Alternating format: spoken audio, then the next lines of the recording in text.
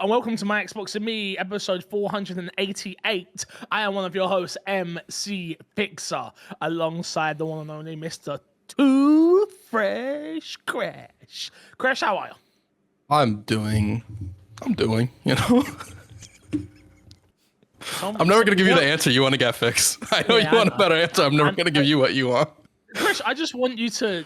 I know it went to your head that one time someone said that you're the best thing that happened to this podcast. I just want you to know they were wrong. I'm better than this podcast. I just want you to know that. I mean, I don't really think. Hey! Don't do that. Mr. Matt P's here. Matt P Video. Hello, Matt. Hello. I was only going to butt in and say, I think it's more than on one occasion that people have written into this show and said that Crash is the best and their favorite. How would you know? You're hardly ever here. Yeah, but I do listen a lot, so... I was going to say, out of all of us, Matt is definitely the one that listens to the podcast the most. Yeah. And look, if I have to be honest, I think Crash is my favorite host of My Xbox and Me. Wow. There you go. Wow. I'll get back to that. Let me bring in the man on the ones and twos, Mr. Paul Despawn. Hello. The disrespect off the bat. Wow. I don't know. Not from you. Okay. You're great. You're great, Fix. Serious. Mm-hmm. Are you serious, Matt? I think me and Crash complement each other quite well. I'm only really seriously thinking about this right now. But, like, we have quite differing kind of... taste in games, I would say, except for when we have exactly the same opinion on games. That's valid. Okay. Do you know what I mean? Yeah. So No, I get it. the games that we love, we're matched on, or Crash loves them or I love them, and neither one of us will ever play it. Do you know what I mean? Like Infinite Wealth or, you know. My question here is, do you actually think he's the best thing on this podcast? You better not change how do you answer. define best? You know what I mean? Don't snake away from this now. Like, I want a definitive answer. I mean, look, the people say what the people say, you know? That's just a spokesperson for the people. Desmond, what's the best thing? Who's the best on this podcast? I don't know who the best is on this podcast. I'd say whenever they make an appearance, H. Oh, yeah, she's great. That's fair. She's great. No, that's Good answer. absolutely that's Good the right answer. answer. She's great. You're right. I love how you all snaked away from this. The disrespect that gets shown to me on this podcast, yeah? I'll answer it. You want me to answer it? No, because you're going to say you. You know me too well. Exactly. No, We both know what you're going to say. We're not stupid. If you didn't know, this is my Xbox and Me, our weekly Xbox podcast. If you want the show early, patreon.com/mcfixer, support us financially. I don't really care this week, I'll be honest with you. You know, I'm kind of, whatever. It's been a week. Towards the end of the year. It's been not even that. It's not even that. It's been a week. Like, the best thing in my life right now is a game that we'll talk about soon. But that is it. That's all that's been going on in my life right now. It's been a week. I'm not going to get jammed up in it too much. You know, obviously, we've had American politics. We've had games. We've had this. We've had that.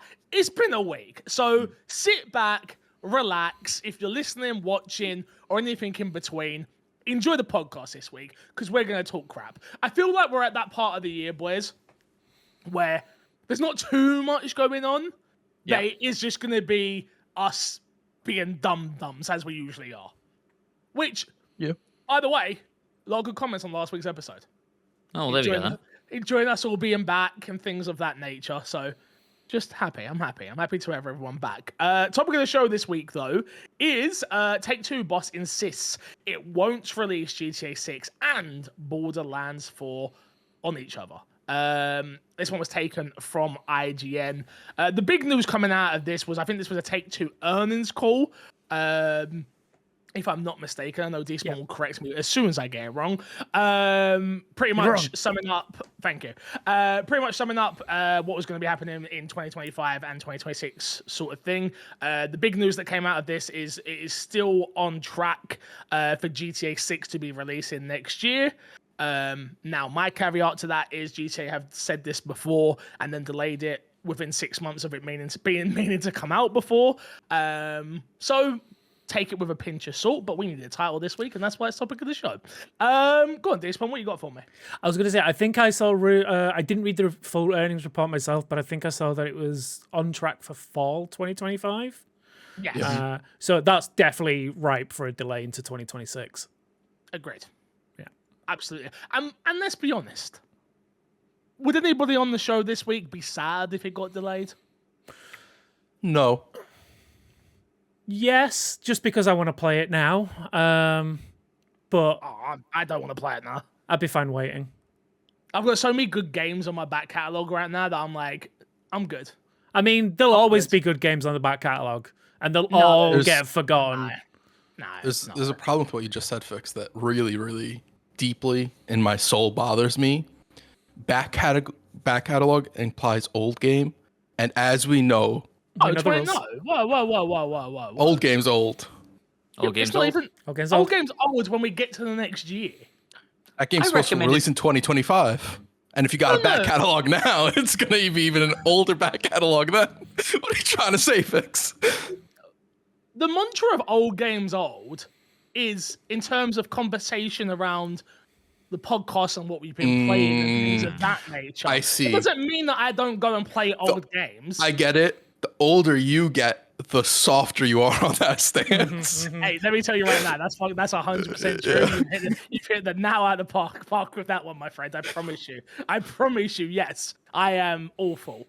I mean, I'm just saying, I would be okay with a 2026 release of GTA 6. 2025 already shaping up to be a really, really, really good year for games, to be honest with you. Yep. And I forgot about Borderlands coming out as well. And I would take. No, I'm not saying that. That's crazy. That's You're going to say you take Borderlands over GTA? I was going to say, no, you wouldn't. No, you wouldn't. Actively, you can. For anyone who's listening on the audio podcast, you can see the exact moment the sentence just falls away inside Fix's head as he's about to say it. I'm a very expressive person. I wear a lot of it on my face. I will say, for most people, I think in a busy year, they'd rather a Borderlands come out than a GTA. Yes. Because No, you that's could great. get to more games if Borderlands out. Where GTA, I feel like, is going to demand a large portion of the industry's It will be time. my entire life. Yeah. Yeah. Like realistically, to tangent a little bit, still on GTA though, like 90, I'd say like 90% of, no, that's probably way too high, but a large percentage of creators are going to just transition into GTA creators. Like Easter eggs, story mode. There'll be people who will, I guarantee you, especially with the rise in GTA RP, there are going to be people who search this map like crazy to find like getaway jumps and things like that, like so they can plan it all out, videos going up, getting millions of views, like the amount of it's gonna be, I feel like it's gonna be the first game that comes out in a really long time where we're gonna get that old school content creator feel for it again, where like things are gonna just be like, you're gonna see it on TikTok again. It's like it just keeps coming. It's like, oh, and there was this, and oh, and there was that, and but, and then like months and months, it's still gonna be more and more and more and more. So, yeah, it's one of those that I'm very, very excited for. But I can wait. Is what I'm really saying. I can wait. What do you think the likelihood is? If you had to put like a percentage on it, that it actually comes out next fall? Is it 50-50 or? 75-25. 70. I was gonna say 70-30 is where I would probably go. 70% it gets delayed, 30% it comes out. Oh shit! Oh, I was right, the okay. opposite. I was the opposite as well. You think it's coming out 25? I generally think it is gonna get delayed. Yeah. Okay. I don't think it does. I think the main reason I feel like that, I think, is we know so little about it, and Rockstar is now a live service behemoth, right? And so if they went, shit, you know what, online isn't ready, let's just drop online and still launch it in the fall so that we still hit the targets we say we're going to be hitting. And, you know, they're talking about like $1.2 billion on the financial sheet for the end of the year. Moving that is significant. Even if you know we're only moving it 6 months and it's going to be fine, that's not how the stock market works. And so, like, go on. To be fair, just with that, the financial year ends early the following year. So you could still hit the 2026 or whatever and also still be in that financial year. You could. Yeah, I don't know. I just think I have a feeling that they do whatever it takes at this point to kind of get it out the door in fall. Even if that means that certain things we expect to be there are not there, and they get patched in after 6 months. Yeah, I think I agree. I think there's a bigger likelihood of just the multiplayer getting delayed. Yeah. 2 months or whatever it is. But as but opposed it's to the interesting. whole game getting delayed. Interesting you say that the multiplayer might get delayed. They haven't confirmed that the multiplayer is coming. Yeah. Like, we're all that's assuming fair. it will, but Did they- GTA 5 launched without multiplayer. I was going to say, yeah, completely. Multiplayer came like a month later. But it was confirmed that it was coming. Yeah. It was confirmed it was coming, but I can't remember. I'm assuming it wasn't a year before the game came out. I would have thought, I don't know, I can't remember, but let's say 6 months before the game came out, that's when they announced multiplayer, and that the multiplayer wasn't coming at launch, and that it was coming later, and then it was very drip feedy. That's a great. I have no idea. Yeah. I generally don't know when they announced multiplayer for GTA 5. I know they definitely either. announced it before launch of the No, I'm sure, game, but like, I don't remember how long before. it was We definitely knew yeah, it wasn't coming at launch. Yes, I agree. I know it was coming after, and all these things. It's interesting. Like, I think It was there is. Sorry, go on. October 1st, 2013 was when it was announced, and GTA 5 was released on September. So like a month later it was announced. Yeah, September, October. Okay. Yeah, it was announced. released? It was announced after the game released. So it doesn't even make sense for us to be hearing about because it was GTA Online or whatever they called it. That was announced. Oh, good. Yeah. Okay, that makes sense. Interesting. At least according to what I've read online, it could be incorrect. I'm sure Yeah, somebody look. in the community will let us know. I think the strategy has to be entirely different this time around because of what GTA Online now is, right? Like, and the moneymaker that it is. They have to. No, I disagree. Yeah. GTA, Sorry, it's rock like finish your thought process, but I disagree. And maybe you're right, but like, there has to be some communication. I think the communication has to be clear and consistent about what is happening to GTA Online. Is GTA Online going to persist as it is in GTA 5, and GTA 6 going to have an entirely new thing? Are we migrating everything from GTA Online to GTA 6? Are you going to be able to go between Los Santos and Vice City? No chance. No. I don't think you have to have that conversation until GTA 6's online is announced. Before that online's announced, that's all worthless conversation. It's not only worthless conversation, it's costly conversation, right? Like, Yeah, I kin this to same thing with No Pixel right now, right? And I know that's like inside baseball, like, but they've already announced that 5.0 is being worked on. And I'm like, well, then why am I going to play on 4.0 now? Like, there's no point. Like, it could come in 3 years, but it's still in my head. I'm like, I'm not going to waste 3 years of my life if they're already making a new version. Maybe I'm wrong about that, but for GTA, it's a lot different because it's even more cost effective, right? Like, the minute they announce GTA 6 online, no one's putting money into GTA 5. Yes, I agree. Unless they're very clear about the incentivization of going, your wealth in GTA 5 is going to carry over, and you're going to fly to Vice City and you'll have all this money. It kills that multiplayer on release. Yep, I agree. Because like that, it's so money driven and like playing to earn money and earn upgrades. If you can get that all right now before the game even comes out, you lose that shiny new feel that comes a part of it. Even if it is, I'm gonna day one buy $100 in this new game. If you already have it, you sort of lose part of that appeal. And I think $100 is nothing in GTA Online, to be honest with yeah. you. Yeah, $100 don't get you dick, like, straight up. It don't get you nothing. Like, and you gotta remember, I don't know if you guys remember like GTA Online, but like, I remember the Gerald mission. Chris, you might remember us doing it together.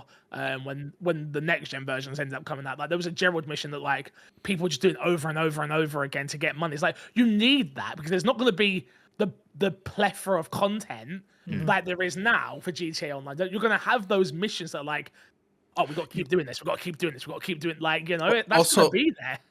Also, with the way that ROCKSTAR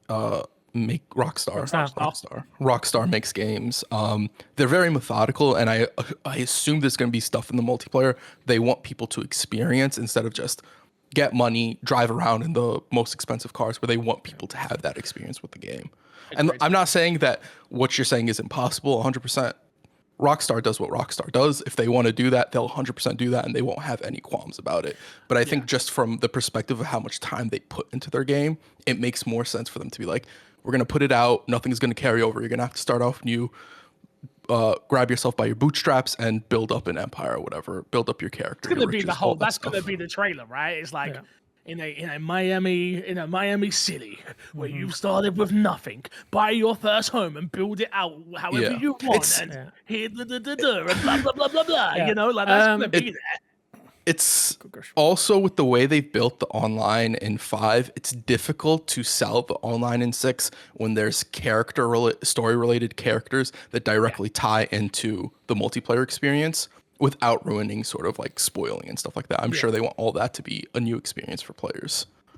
Yeah. A couple of things. Really quickly, Discord, in 2 seconds. Discord is messing up. It's not us, by the way. If you see any of us freezing on the video version this week, it's not us, it's Discord. Bear with the problems. We're not stopping. We're carrying on through. Go, Desmond. I was going to say that a couple of things that we need to remember is, like, for the amount of money that GTA prints, like, ROCKSTAR are very careful about not messing up their in-game economy. So shark cards weren't available on day one of online. Nope. So it was very built around people earning their money in-game to experience those early moments. And it wasn't until people were doing end-game content on repeat, that it was like, all right, cool, now we'll give them shark card stuff and just let them go ham with buying all the ridiculous cars. You make a really good point, and I'm wondering if I should pizza bet you. What, that you won't be able to buy currency when it launches? No, I think you will. I think you will too. Yeah, I don't think you can turn off that tap.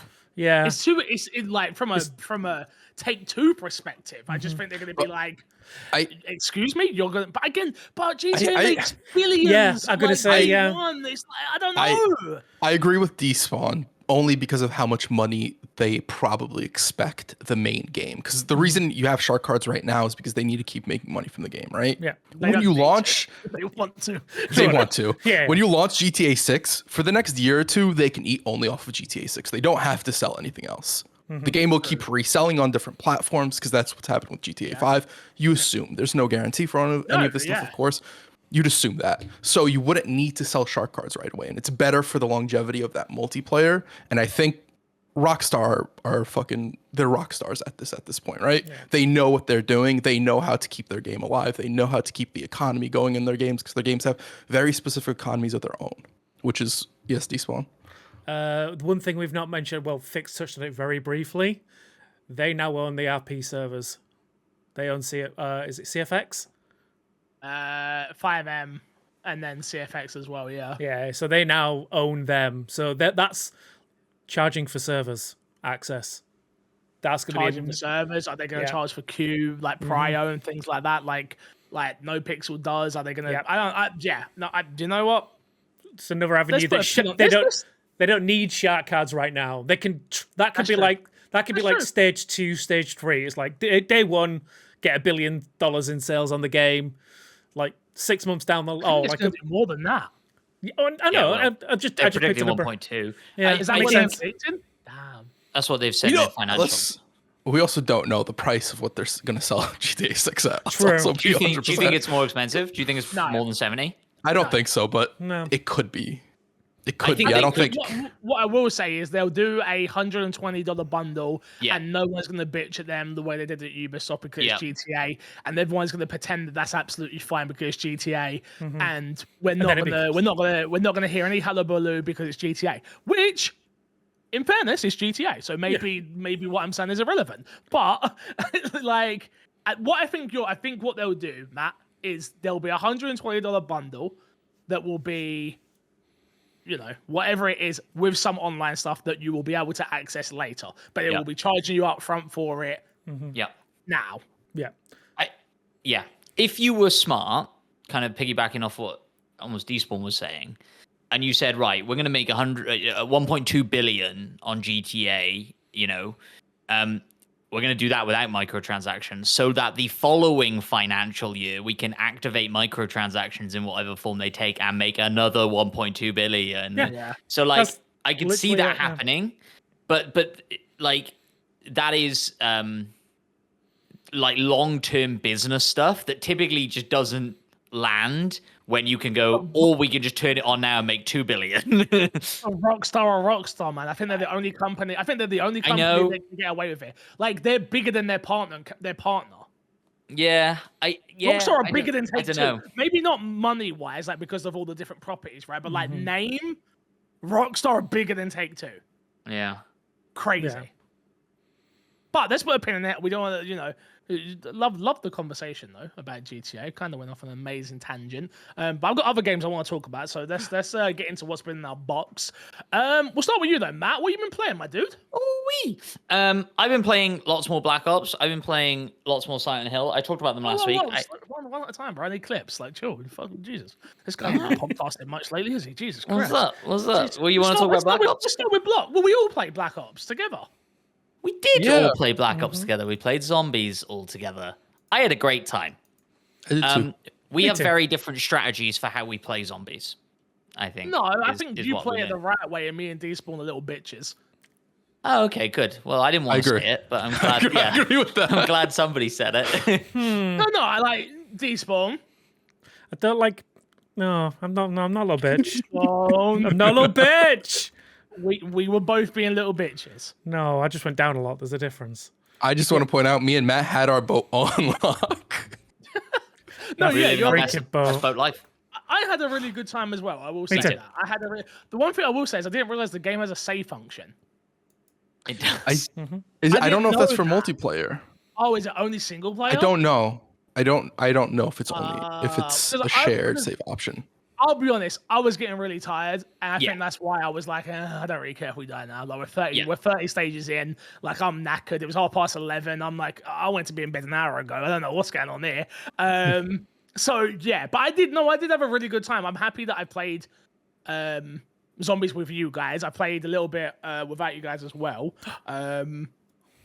It's fun. I think that's the main takeaway from it, to be honest with you. Yeah. It's good looking. It makes sense. I think it's like the first zombies I've ever played where I'm like, this all makes sense. I'm sure there's plenty of others that make sense, but to me, it's not like it's funny, I saw a TikTok clip of like, here's how you do all the Easter eggs. And I was like, okay, I don't care about any of that. Like, there's a key here, and if you shoot through this window and and I'm like, I just want to run around with my friends shooting zombies, and there's a story going on, and that's fun, and that's cool, and that makes sense to me, and that's kind of what we did, right? Yeah, I really enjoyed it. Like, because we talked about it before. This is like my very first zombies experience. Right. And so, getting to do it properly with you guys was a ton of fun. I did kind of go down, and I hated the boat. Boat life sucks. The boat was the boat was the best spot. Yeah, I didn't like the boat either, but boat life sucks. We're little bitches, so we can't say anything. Just to touch on that, Matt, have you played any multiplayer? Loads. What do you think? I love it. Do you play? Question. I hate it. Question for Matt. Did you play anything other than Search and Destroy? Yes. Okay. So I was going to talk about this. So I think last week I said me and my friends are just playing Search and Destroy. We've expanded that out now. I think now we've got to grips with it a little bit better. We're expanding our palette, as it were. There's a new mode. I think it's a new mode to Black Ops 6. It could have been in the last 4 to 5 Call of Duties that I just haven't played and seen.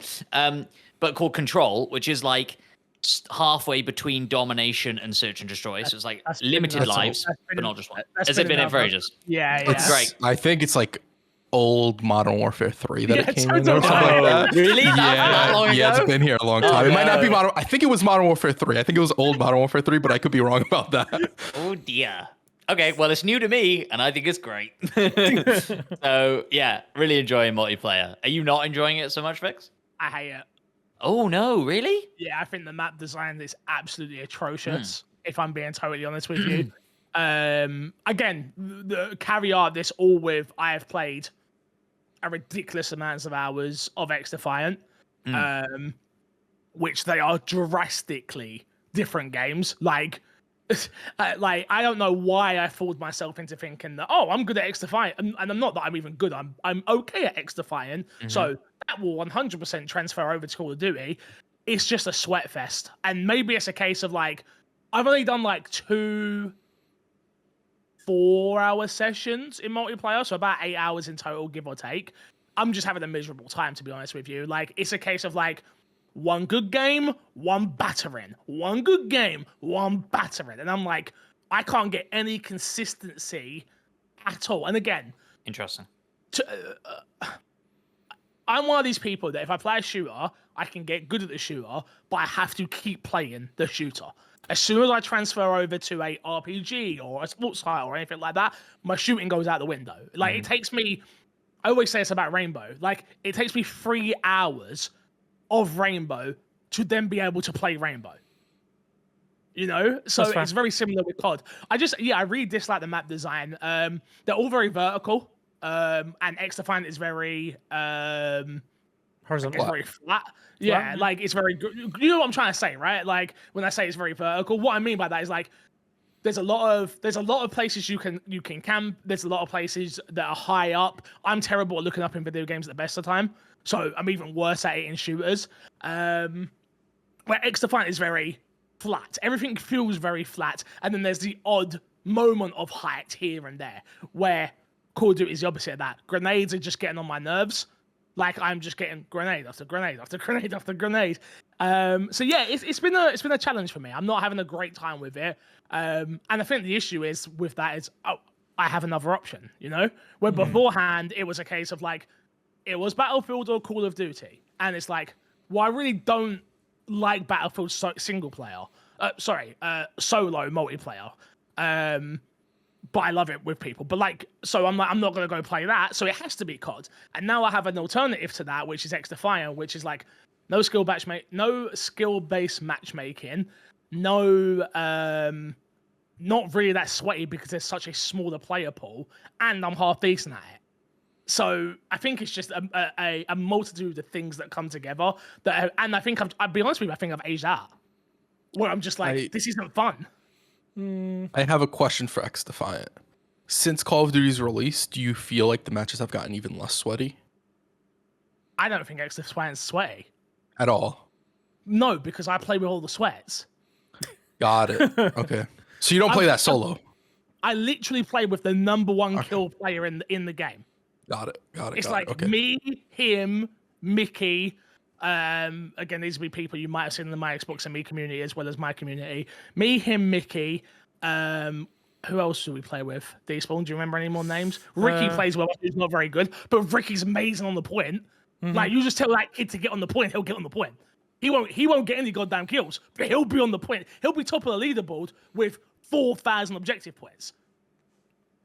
0 for 12, but he got on the objective. Like, and I think it's just stuff like that where it's like, I don't think I found my squad yet either on COD where I have with XDefiant as well. So you're working when I'm playing Despawn, you know that. Otherwise, I find it crazy. Like, I've heard you're loving it, right? Like you're enjoying it. You're golden guns and stuff like that. Matt's enjoying it. A load of other people that I know are really enjoying it, and I'm like the one on the outside going, oh, I hate this game. Like why? And again, I don't hate this game. I hate that mode specifically, multiplayer. Right.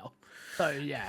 Yeah, no, I'm completely opposite. Like, this has been a breath of fresh air for me when it comes to multiplayer in Call of Duty. Like, I kind of enjoyed Modern Warfare 3 multiplayer, but I think with the Omni movement and everything else on top of that, and with it being like the full package now of like, you've got zombies, which is a blast. I agree that some of the maps are not the greatest, and also agree that grenades can suck one.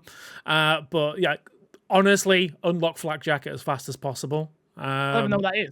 It's one of the your perks, yeah. Which basically means you take less damage from grenades. Explosives, yeah. I think that's also my issue, right? I haven't even made a custom class yet. That'll help you 100%. I'm sure it will. And I think that's the. I think I want to hate this mode. Yeah. The thing is, in a way, like, do you know what I mean by that? Yeah. Like, I think I want to dislike it so I can go back to XDefiant. That's fair. It's unfortunate because fair. It's actually really mean, but yeah, you're a meanie, yeah, and that's I understand where you're coming from, but what you're saying, but yeah, I don't agree that you should hate it. Honestly, I think the perk system's really clever, like especially the way that depending on how you set up your perks, you get unique skills. Like I'm running all red for the assassin build, which gives you extra points if you get kills from behind and stuff like that, which I also like that it's all score streaks now as well, rather than kill streaks. Yeah, That's been that's forever. It's been for a baby. Yeah. I like it. But Yeah, I'm pretty sure last time you could choose which one you wanted. Like you could choose to run kill or score. But yeah, no, I like it being score streak, and I think it should stay that way. You feel rewarded, right? You feel rewarded no matter what. It's not a case of because it's not a case of like if I'm like popping off and getting headshots left, right, and center, fantastic. I'll get those scores. But if I'm locking down points or breaking enemy equipment, I'm still getting points towards score streaks. And I think it's just those little things that kind of help me stay in a match. Even if I'm having a terrible match and I'm getting headshot every time I wake up, it's like I still feel good about what I'm doing in the match. And also, this is the first time in a long time that I'm just falling in love with hardcore mode. You're welcome. Thank you. Because I was I was not a hardcore mode in previous COD titles, and I think because I've started. Because I've started on. I think I started on hardcore mode in this. Like I did the first few matches in normal, but then I quickly switched. And I think ever since then it's been a ton of fun. I think it also helps that I've got a goal in mind because I'm obviously, like I say, I'm camo grinding whenever I get a chance. I think that helps as well. Like having a focus. So like even if I do a terrible match, I'm like, well, I got 3 headshots and that's another 3 towards my next camo. And it's like I've always got that little extra thing. Whereas like. Because I know that I'm never going to be top. I say I'm never going to be top. I've actually done it a few times. I've come top of leaderboard. But it's like, it's not a consistent thing for me. Shut up, Matt. Go back to search and destroy. But it's like, it's like. I just want to point out, Matt's not playing hardcore. Kudos to Matt. I haven't tried hardcore yet. Maybe we'd like it. I don't know. I think it's not a perfect game by any means. I think like what you guys said about the map's really interesting. I think like long range or mid range gunfights don't feel great in Call of Duty, and a lot of the maps are not built for it. A lot of the maps are built for close quarters. They want you having a submachine gun. They want you running your tits off or a shotgun. That's what they want you to be playing like. Mm-hmm. Go on. I was gonna say it feels like it's built for Warzone. Like it feels like running around, it's sprinting, constant slide cancelling, constant dolphin diving. Mm-hmm. Like that's what this multiplayer feels like, and that's always what COD is, which is I know exactly what you're about to say, Chris. Yeah. But even more, how much multiplayer have you played? I haven't played. I haven't touched multiplayer. Okay. I think if you play it, you'll know what I mean by that. Like. I'm going to say Omni Movement has ramped it up like to the nth degree now when people are like dolphin diving through windows, turning 180 in the air and headshotting you. Yeah. And it's like you're having to combat that. I get where the frustration can come from. I'm not finding that. Like occasionally I'll see somebody doing that and they're getting destroyed. How bad are you at the game? Be generally honest with me. How about just I don't know. Can I pull up my stats on my phone? Is that a thing? No, I don't good. Like I'm only playing when my mates are online. We're more often than not winning. By I would say a long margin. I think that comes from playing in a squad together, though, and like because you guys are usually on comms, right? Yeah. So yeah, I think that'll help automatically. Sure, of course. Like those kids that you see running around are more often than not for us not a problem. Interesting. You know what Matt just said in the nicest way possible? Yeah, good. He's like, yeah. He did. No, I mean, as one of the old timers on the podcast, not older than Despawn, let's never forget. I think I've just aged out of it. I generally do. We should play some multiplayer together.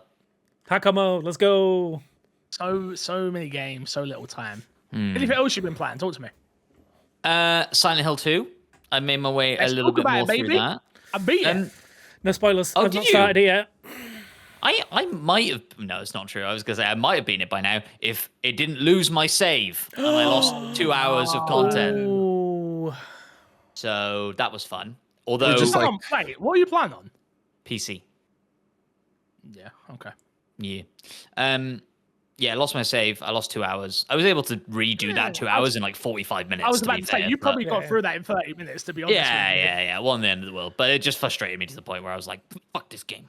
Yeah. And I've had to turn down the combat difficulty because I was like, what the fuck is going on here? I'm not having fun here at all. What were you playing? normal, and now I'm playing on light. Okay. I died. Okay, just for transparency, it gives you like a whole thing at the end of the game. I died once in the entire game. Playing on normal. Playing on normal once the entire game. Really? I can show you a screenshot. That's really surprising to me. I feel like Fix saw you get good earlier, and he raised your get good of his own. Yeah, that's fair. That's fair. Are you dodging? Dodging is obviously super important. So again, I don't want to get into the minutiae of it. I'd rather talk about the game. Now that I have come to the end of the game and I understand what Silent Hill is, I think it's a fantastic game. You had some issues with tonally strange characters, and you thought they may resolve themselves? No, but that's the point of the game. Okay. If you know Silent Hill, then you know exactly what I'm talking about. Like, yeah. No, they are flawed characters, but they are meant to be flawed characters for very specific and obvious reasons. Yeah. And by the time you get to the end of the game and you understand what the game actually is, you understand that there's a reason why they're flawed characters. You understand why they might be less expressive than you expect them to be, and things of that nature. I just think it comes. It's. I had a really good conversation about it today at work. I was in the studio at UB talking to Kit, who works there. He's a huge Silent Hill fan, and he was telling me about some of the smaller intricacies of the game that I didn't notice. And then you know what it's always like when you have a conversation. It happens on the podcast regularly, right? Like someone says something and it can change your whole perspective on mindset on one thing. Like it's just little things he was saying. And I was like, oh yeah, I didn't think of it like that. Yeah. And stuff like that. So yeah, no, I just the game's still got issues. I still think the combat system's arse, if I'm honest with you. Like it's just not very good. It's just not a very good combat system for a 2024 game of a remake. In what sense? I just think dodging is clunky. I think melee is clunky. I think shooting is not. Again, the problem is you have Resident Evil 2 remake, right? Mm-hmm.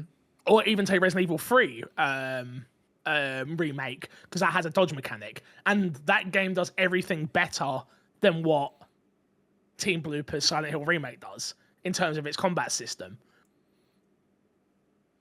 Like, and that's your comparison, right? Like, it's like we say it all the time. Like, you compare things to Call of Duty. That's what I compare survival horror games to. It's Resident Evil 2 remake. So, yeah, I think it's just that. But yeah, overall, like, really enjoyed it. But how many hours are you in now, or you still catching up? No. I'm in the apartments, Woodview apartments. So I'm early. I wonder if it'll frustrate you the way there's a certain moment that I almost quit the game because of it. In the apartments? Yeah. Well, if it's not combat-based, because you weren't struggling with the combat, it wasn't combat-based. and it's not. It was a puzzle. It was a puzzle that I couldn't get my head around. Okay, interesting. Simplest puzzle ever, by the way. Yeah, I'm sure. Yeah. None of them particularly, sort of mind-boggling, are they? But yes. But yeah, it does some interesting things with the combat. But yeah, I was just like, I'm just not having fun through this room, and so I'm going to turn it down to light, and I haven't felt the need to turn it back up. What does it do that's interesting? Enemy placement. So, if you... Yes, I agree. Yeah, if you die to a certain enemy in a certain room, and you very much expect them to be there when you go back into that room, you may well get a surprise or whatever. Like, I think that's some really interesting stuff, and it did that, Crash several times to me.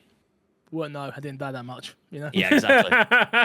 So you missed a core game mechanic because you didn't die. Yeah. That sounds pretty bad at trying to cover a game when you can't see all the attention to detail the developers put into it.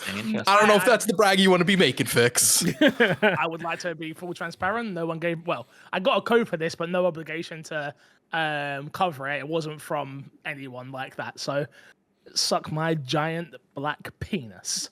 Yeah. Wow. Hold that. Do I need to bleep Remember that this out? conversation piece later on in the year when we talk about covering games. What to you with your coverage? Yeah, listen. Yeah, I'd love to. It's weird. I'd love to do a spoiler cast for it. Yeah, I don't know how quickly I'll get through it is part of the problem with that. No, but exactly. I would like to. Do I need to play this for Game of the Year? No. Okay. No, because I know your opinion on it. Got it. As a survival horror fan, yeah. Yeah, Or lack I Survival know. horror fan. You do Yeah, Despawn. Despawn 100%. Yeah. It's on the list. Unfortunately, I'm playing other things right now, but yeah, I'll get to it. I will get to it before the end of the year. Oh yeah, I know you will. And you'll beat it. It took me 13 hours to beat. I'll do it in 12. You'll probably do it shorter than that. I got stuck on some puzzles, mate. So Yeah. Without spoiling anything, because I don't want to spoil anything, but there is obviously the one big story beat moment. Like, did that have a big impact for you? I'll just say the videotape. kind of figured it out. Okay.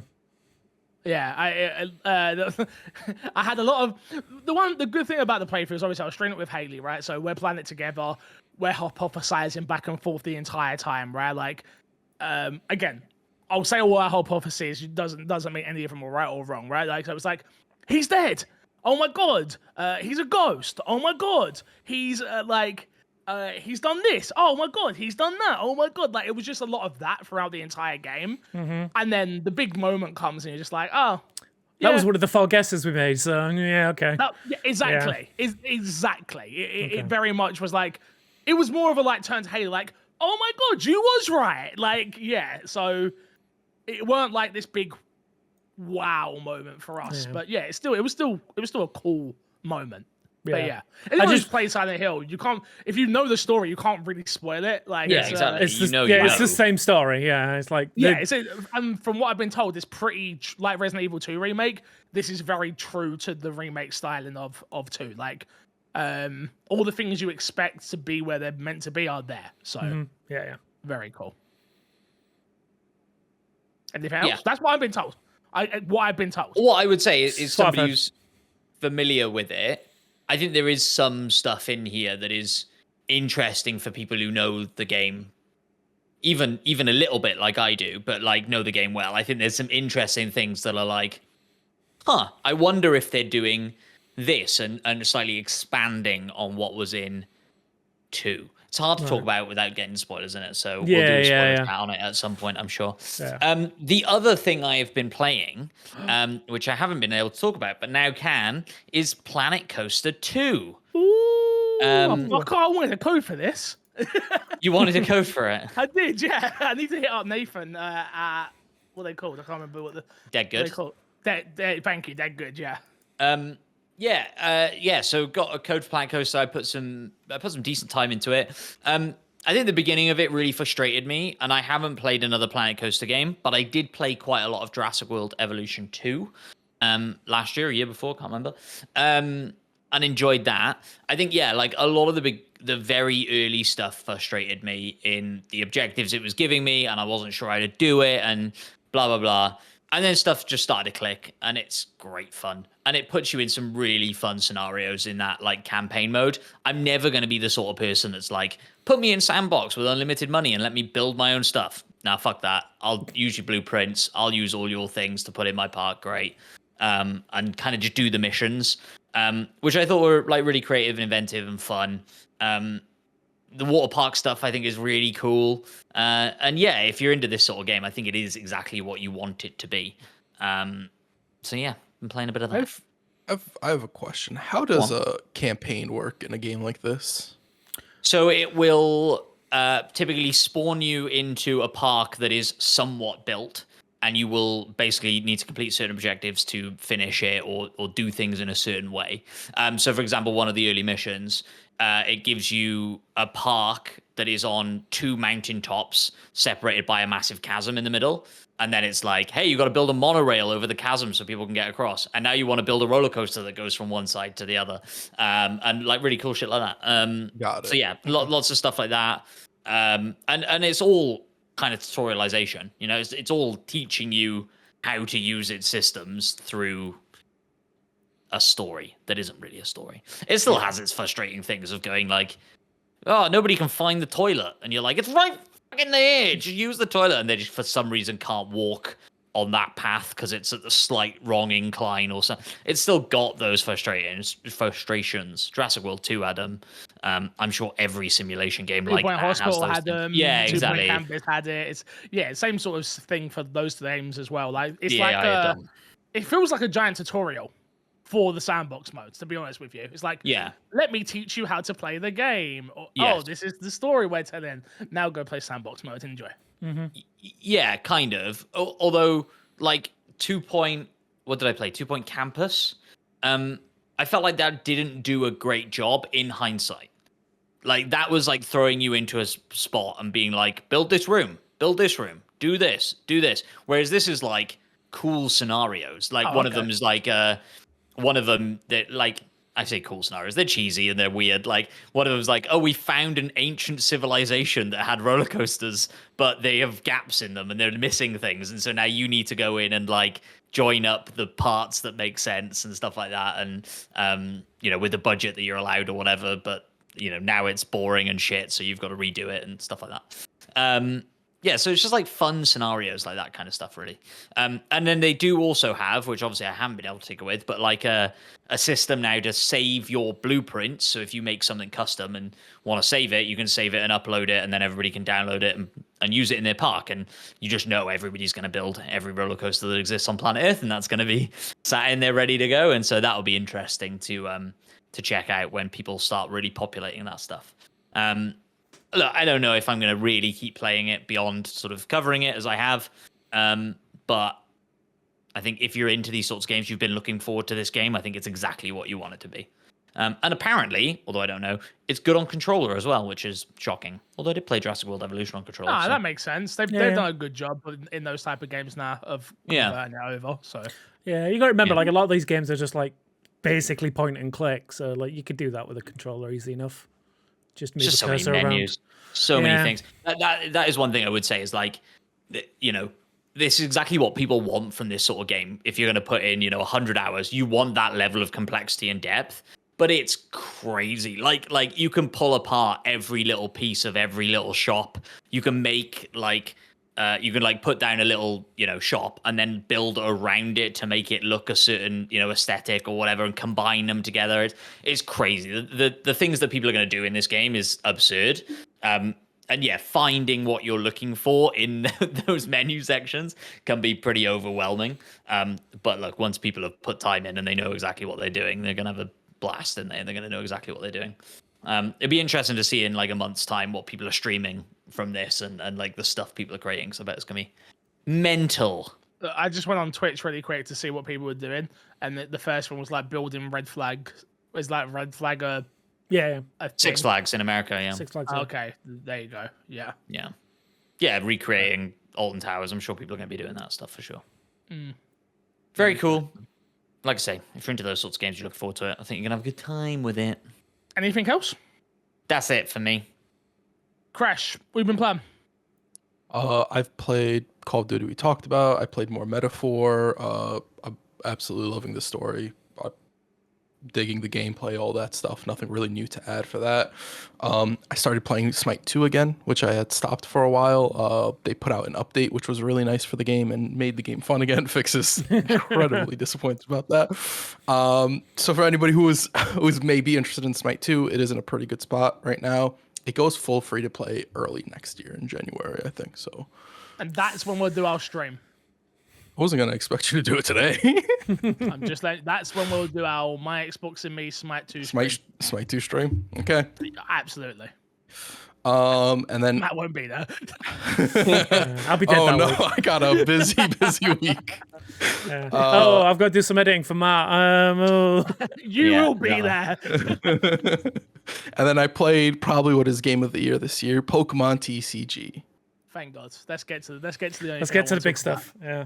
Let's talk about that. Wait, do we not want to talk about what I played? We'll get there. Get there. That's the second biggest thing I've been playing this month as well. So, but let's get to TCG, please. Let me just check where I'm at the moment. Go on, Crash. It's a lot of fun. Uh-huh. It's fun. I don't want to say a lot of fun. It's fun. It's enjoyable. Matt, you'll get there. 1 second. Let me land, please. Uh-huh. It is the most fun I have ever had with a mobile game ever. I mean, you haven't played Balatro, so shut your mouth. But also, damn. God damn. But also, what like explain it to me like I have no idea what's going on because I you don't. open, you open card packs, you get cards, you bet. It's not crazy. It's not amazing. You know that little, no, it is. You know no. If you like hit? Pokemon, it is good. Yeah. No, but I disagree. I feel like it's a case of if you've ever liked Pokemon, it's good. If you did you not hear? No, because you're saying no. Listen to what I'm saying. If you like Pokemon, it's good. No, disagree. If you've ever liked Pokemon, because I wouldn't say when I started playing this game, I was like, oh, I like Pokemon. Like it was like I've always Business style, let's go. We need that friend code. Yes, put it in the My Xbox and Me Discord, dude. I'm addicted. I'm talking. Wake up. Open packs. It makes sense why you're addicted. Open pack. Dude, I fucking love it. You play FIFA. You open packs in FIFA. I'm joking. I'm joking. I haven't played on the team in years. Yeah. Go on, please, go on this one. I was going to say, it is very much just like the RNG, like back in the day loot box, like dopamine hit you get from getting a god pull. It's basically that in mobile form. It's just like, and right now it's cost me nothing. And it just feels so good just to, like, even if I get, like, a bunch of cards that I've already got, it's like, I know, well, I can flip those cards and make them little flares and, you know, then I can turn my little normal Charizard card so that when I put it down, it shoots out flames. And it's like... Yeah, but I'm never going to use the normal Charmander because I have the special Charmander. Yeah, like, why would I? Even with all the flares, I'm not using it. But they also have flare. Yeah, but then you have to get multiple, and those are rare cards, so you're not going to have as many. That's fine. I mean, I've already got 3 Charizards, so I'm good. But, look, let me just tell you, Matt, have you ever liked Pokemon? Yeah. My mum actually found my Pokemon card collection not too long ago, and then I looked through them, and I was like, "You're rich. There's nothing in here. There's nothing in here. You never know. You never know. I bet there is you don't even realize. There are some Charizards in there, but they're not special, so they're not worth much. They're special to you, though, right? What do you mean? Sentimental value. You don't have to have, like, if they're old enough, they don't have to be holographic. I was going to say, it's condition that's more important. Yeah, they're in good nick. I don't know. How do you even graded? How do you even go about doing that? I looked into it briefly. Well, it's like send them out to New York. Yeah, that's what you have to do. Yeah, or you could go to Ace Grading in the UK. That's a random company. I know they're not. Not. What set is that? What set is that? This was I think it's the starter set, and then I got like a Mewtwo. Oh no, it's the Mewtwo Pokemon Go set. You know what I did find in the collection that I thought was actually cooler, but almost definitely isn't worth anything. Go on. Is when you went to see the Pokemon movie at the cinema? That's worth something. They gave little holographic. They're not like in the shape of normal trading cards. Something. They're in like. Are they? Yeah. Somebody wants to give me my money for my collection. I'll give you one pizza. But look, let's get back to TCG because generally, I'm not going to explain the game to Matt. Matt, play the game, you'll love it. Generally, I feel like it's simple. It's super simple. I think I've not had a game on mobile that I've been this addicted to since Gears Pop, and that was bad. So Gears Pop? This is good. That is a wild statement. I want you to know that's a wild statement. Yeah, I will say, I'm very varied in what I play. Go on. I'm with Fix a little bit. Like, this is the most I've been like committed to a mobile game since Vampire Survivors came out mobile, because that game was like everything to me. Like, it still is. Like, I'm gonna get the DLC next time I'm on my phone properly. Castlevania DLC. But yeah, no, this is, I think what it is, it's like, because it's got a couple of different things within the TCG thing. So like, you've got the collectible section of it, but then you've got the battle section of it, which is different from the actual TCG, like the actual card game, slightly. Yeah.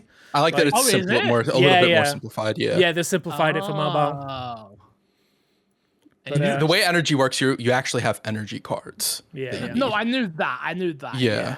Yeah, so like energy's a bit more abundant, and it's a whole different thing in the actual game.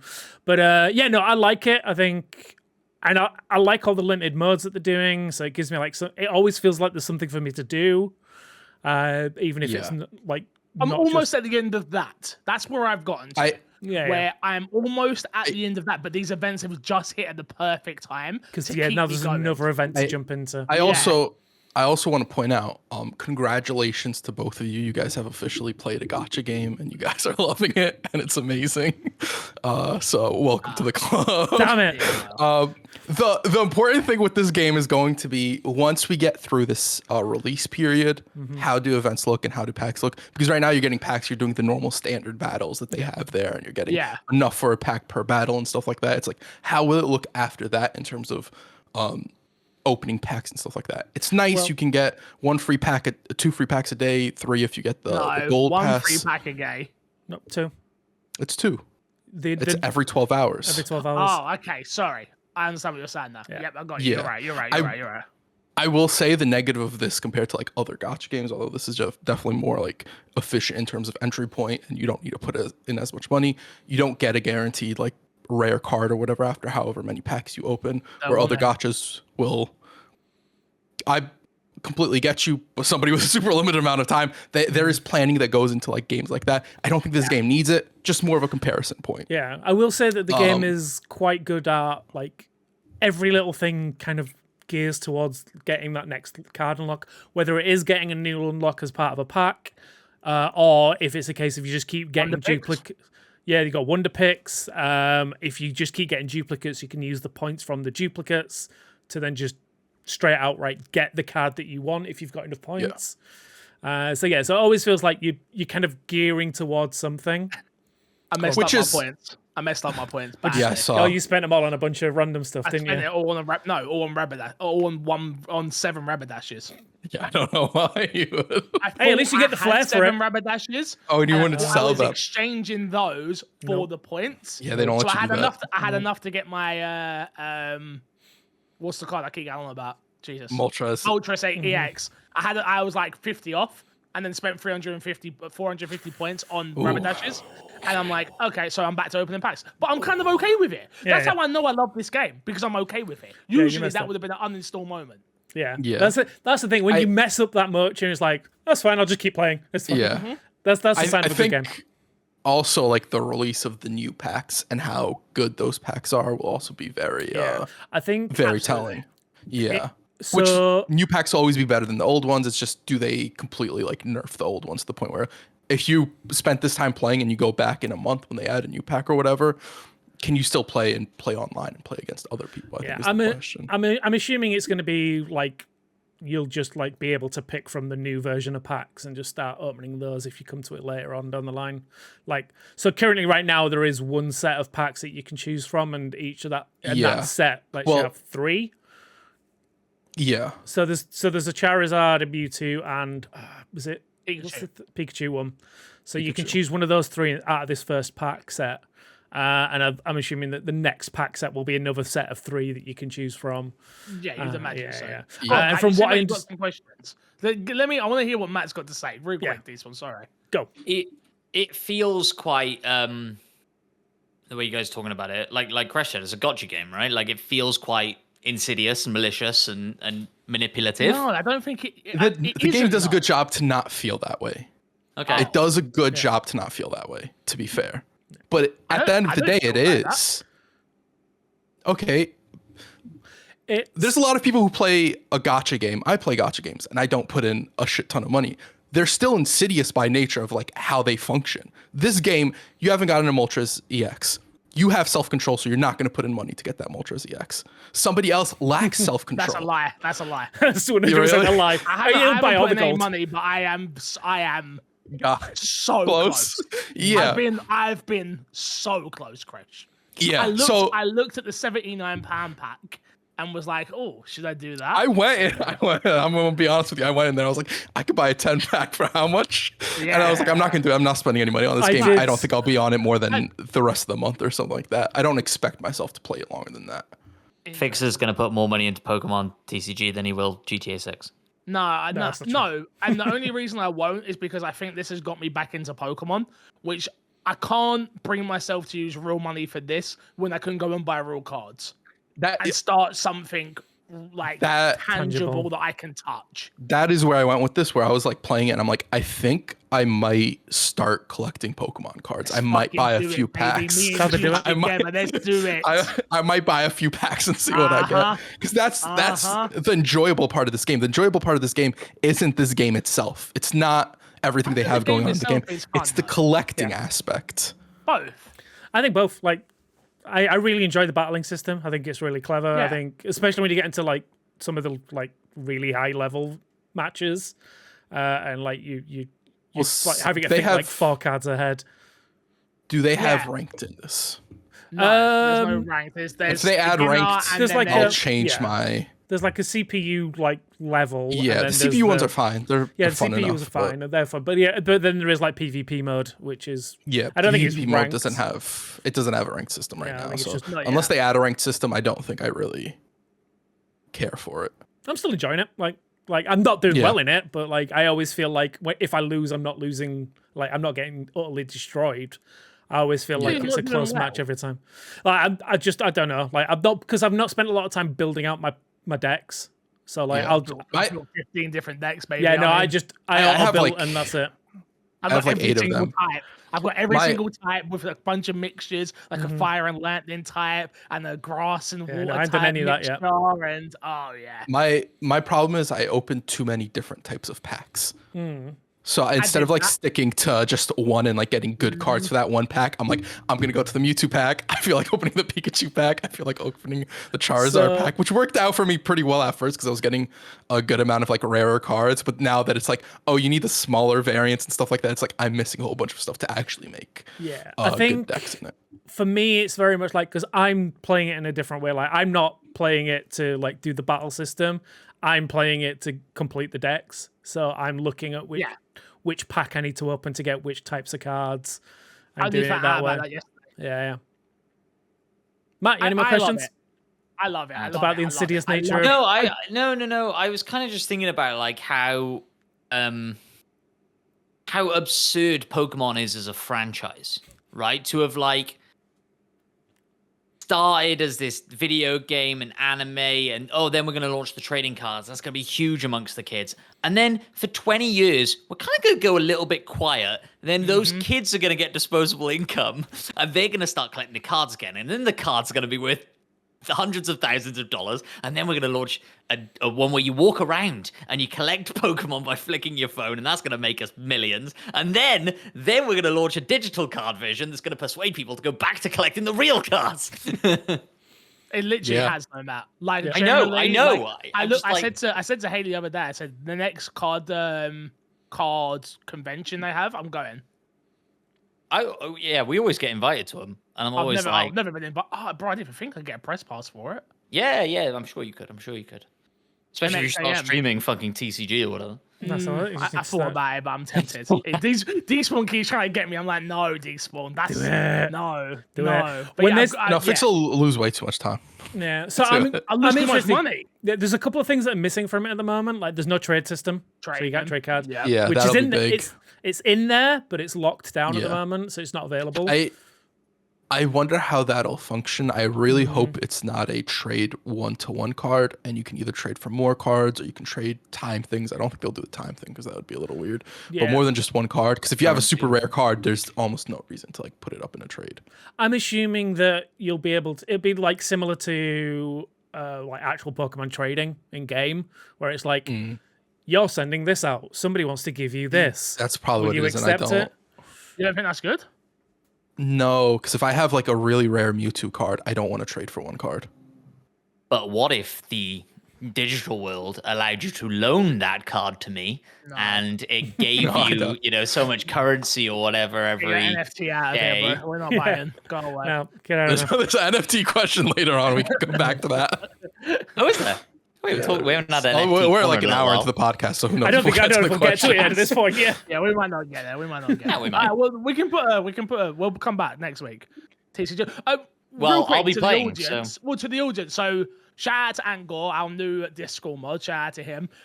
Very much. We give Anna hard time. I give Anna a hard time. He's actually a good friend of mine. He's suggested best friend. Jesus, that hurt. He suggested maybe possibly doing an MXAM tournament at the TCG Pokemon tournament. He was testing out how to stream it in Discord. And have us like commentate on it while people are playing. And he's even offered to put up like a gift card as well. I said I'll put some money in as well. So possibly like a Christmas again. Yeah, that's cool. I want to stress, I don't want this to get outside of like the MXAM community, because otherwise it's just gonna become a sweat fest. So it might only get promoted in the Discord. So if you're not joining the Discord, join the Discord. We've got a TCG section in our game section where we're posting different builds and people's first cards and things of that nature. It's very wholesome at the moment. It's apart from the part where I say F you to anybody who gets a Moltres EX, because that's all I bloody want. But yeah, let us know. Let us know if that is something you guys would be interested in. I think it could be a cool little fun Christmas thing that we do. It could be good. Yeah, I'll be down. Let us know. I'd 100% down to shoutcast something like that. I think it'd be hilarious. That's what I thought. I don't think any of us should be playing in it, to be honest. The three of us. Yeah, we destroy it. It'd be rude, right? All right, Fix can play. I think the issue you have with that is then no, I disagree. So you want to switch it up to where we still play in it? I think we still play. If we win, okay. I think we give money to charity or something like that. Okay. Like, yeah, cool. Okay, that's fine. That's fine. If we got to a final and then second place was a community member, we give them the gift card and the money, and then maybe we okay. Yeah. Or put it up to the net if we want to do another tournament. Like, okay, we'll add it to the next tournament or whatever. Or something like that. Yeah. Okay. Cool. I'm fine with that. Then yeah, that's. Yeah, but yeah, cool. Despawn. Hi. What have you been playing? Hour into the podcast. Oh yeah, I play games as well. So I'll quickly touch on keeping on the Pokemon trend. I played a little bit of TCG Casual Simulator with the Pokemon mod. Nice. Yeah, it's fun. I'm hooked. Yeah. Great game. Yeah, great game. Love it. I'm only on day 10 at the moment, but I've got my my first booster packs are on sale. I've got my Pokeballs. I have a question. Do you think when Pokemon saw that this game was trending, that Pokemon got really excited knowing they had a TCG game coming out? It probably has helped. Yeah, I would imagine it is. Because one of the reasons I'm as into it is because I played TCG, the TCG card shop before that, and I was opening packs, and it got me into like, oh, this is really exciting. When this came out, if I wasn't playing that, I don't know if I would have played this game. It won't happen, but they need to officially license with them. Yeah, TCG card shop. Yeah, they should. Every company in the world, sports cards, Yu-Gi-Oh, everything. You name it. Everything needs to partner with that game. It won't happen, but the thing is, I could see it happening, but not for a while. Like, because it's still early access. There's still the moment's gone. Yeah, but when it comes to like, I don't think the moment's release, ever fully gone. Yeah, maybe.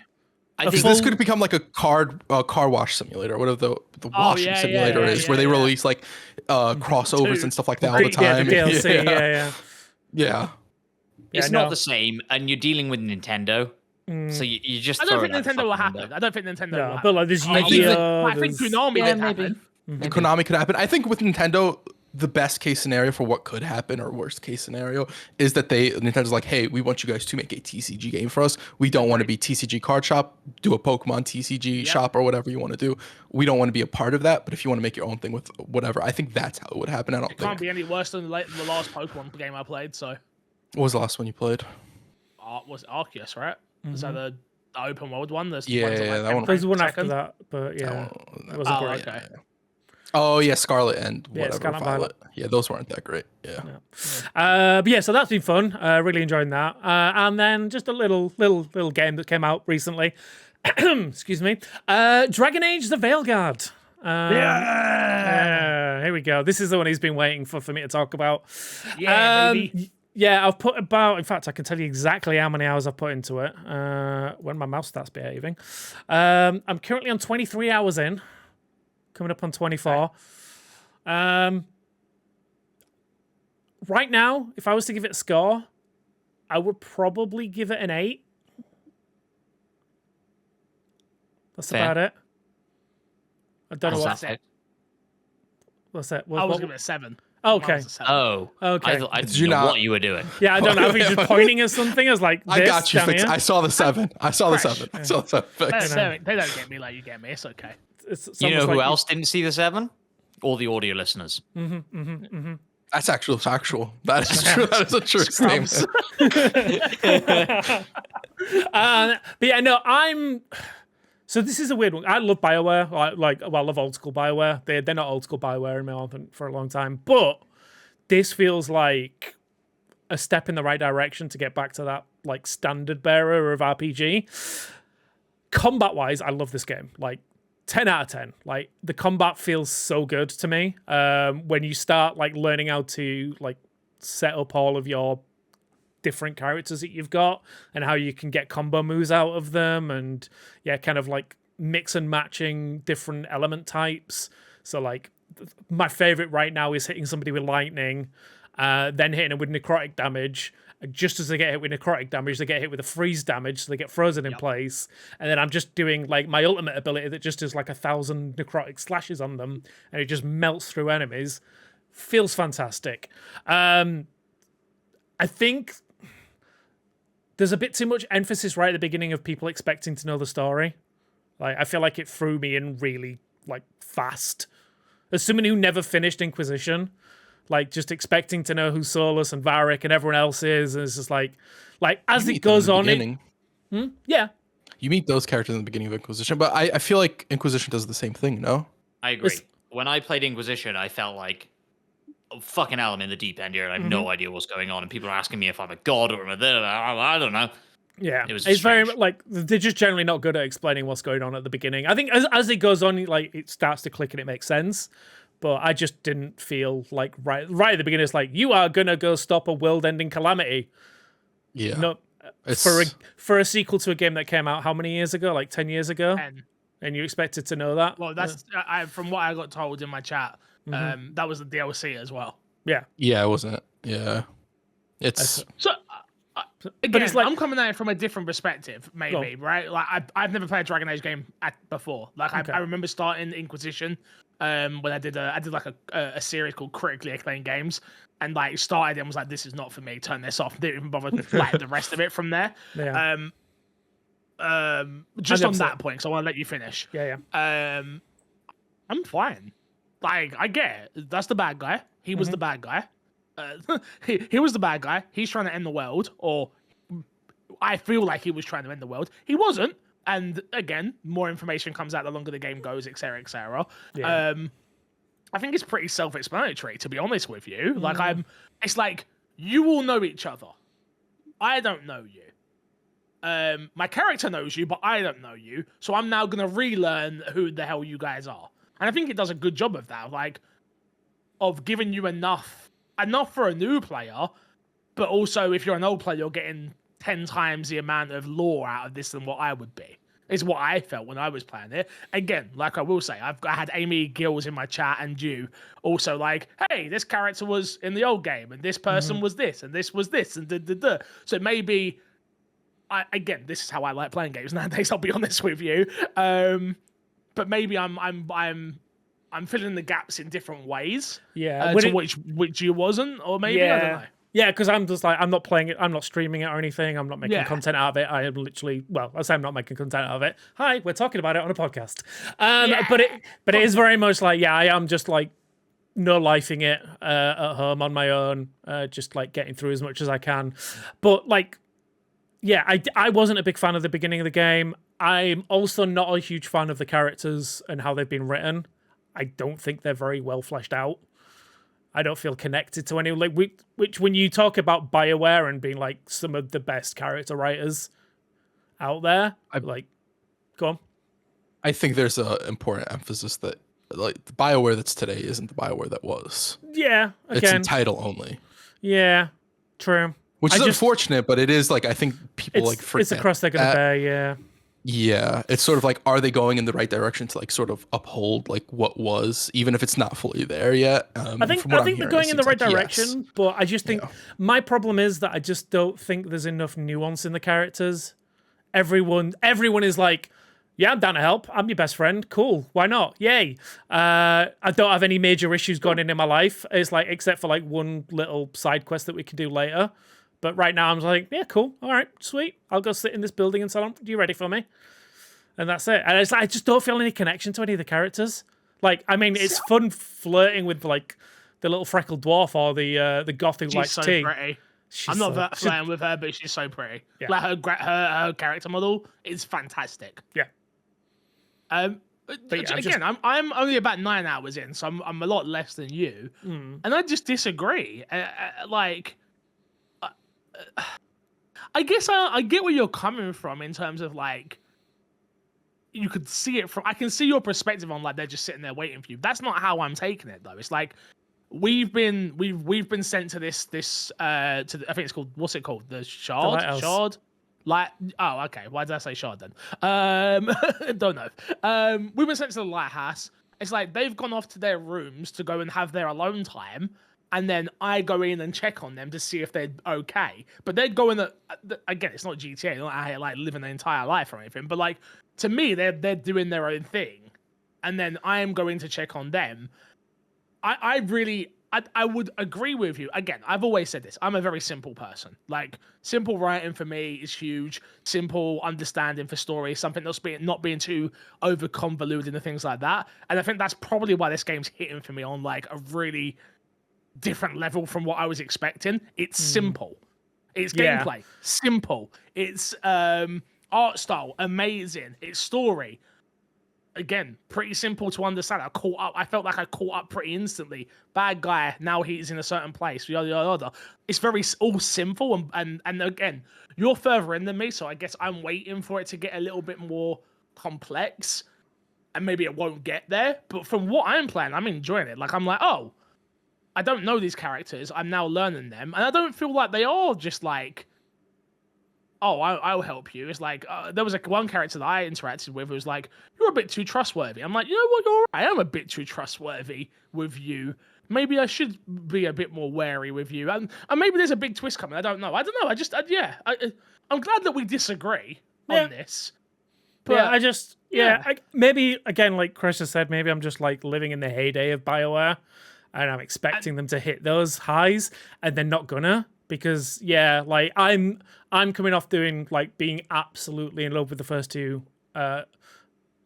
Dragon Age games and the Mass Effect trilogy, and then not the quadrilogy. We don't talk about the fourth. But yeah, and then coming into this one, it's just like everything feels very surface level in comparison when it comes to the writing. Whereas, like I say, like 10 out of 10 on the combat and like the gameplay and the traversal and the world design, like the level design, I'm really enjoying. Like being able to go backwards and forwards between each of the hub worlds has been really fun. Just gotta say, I'm playing it on PC on my 3070, and it's almost instant when I'm fast traveling between entire worlds. Yeah, like, same. The optimization is fantastic, but yeah, I'm just not finding that connection to any of the characters. A little bit of a defense for the game, and this isn't much of a defense, but the game did start off earlier on as a multiplayer game. It was meant to be played co-op and stuff like that, so that explains why like the priming and all that stuff that you do interact with characters, that was purposeful, meant to be played with other players. And so a lot of the gameplay stuff that you're saying feels more fleshed out was always there, was being worked on constantly, where the writing and the characters and stuff like that, I feel like probably feels a little rushed because it was compared to the rest of the game. So hopefully in the future, when they do Mass Effect and they do another one of these games, that's more fleshed out from the beginning and the get-go, where they're being made in tandem completely. Just a little bit of defense. I don't think it completely like excuses the issues you have, but just a little nuance there, I think. Again, I'm coming in from like, I'm not a BioWare fan, right? Like I've never played, like didn't enjoy what I played of Mass Effect, didn't enjoy what I played of Inquisition that one time for 10 seconds. So yeah, I didn't come in with any expectations. It was literally like, hey chat, I've got this game installed, should we play it? Let's boot it up. Okay, here we go. And I was just like, I don't know, I guess this is one of those things where you have no expectations, so then it feels that much better. Yeah. Where if I came in with even an ounce of expectation for this, it would be like, this wasn't on my list to play at all. It's only that EA had, again, hashtag EA partner or whatever they want me to say, I can't remember. Like they sent me a code for it. It's like, I was like, yeah, I'll give this a go. Why not? And I'm really enjoying it. Like, one thing I want to touch on really quickly is like, I see Asmongold once again trashing the game, hating on I'm trying to get the word in correctly. So there was a clip. Did anyone see the clip that went out of him? Again, I don't want to say, the gender identity stuff. That's the word I was looking for. Thank you very much. I didn't even interact with that choice because it has nothing to do with my character. I feel like people go out of their way nowadays to get offended. Yep. And it's doing my head in. Yeah. It's because it can be monetized. It's literally it. No, of course, but I'm just not like I don't know, man. I'm just sick of it. I'm sick of, and again, this is not just a Asmongold thing. I'm not calling Asmongold out. Like, it is an industry wide thing in general right now. Does this nowadays, where it's like I'm going to play a video game and I'm going to purposely pick an option that can just be avoided at all costs. It doesn't affect me, doesn't have to affect my character or anything that I'm doing, and I'm going to click it because I want to be offended or upset or annoyed or frustrated or insert word here. It's so dumb.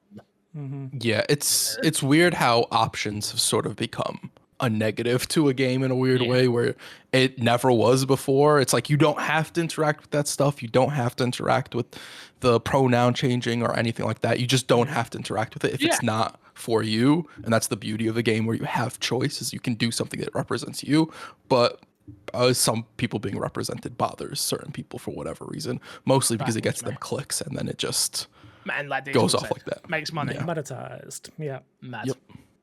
But I can't wait to beat this game. I just don't get me wrong. Same. Like, I want to see where the story goes, and if it goes the story itself, I'm enjoying. It's just like I say, like I'm just not really clicking with the characters. That's just me, and that's fine. Yeah, of course. But like everything else, really enjoying. Go ahead, Matt.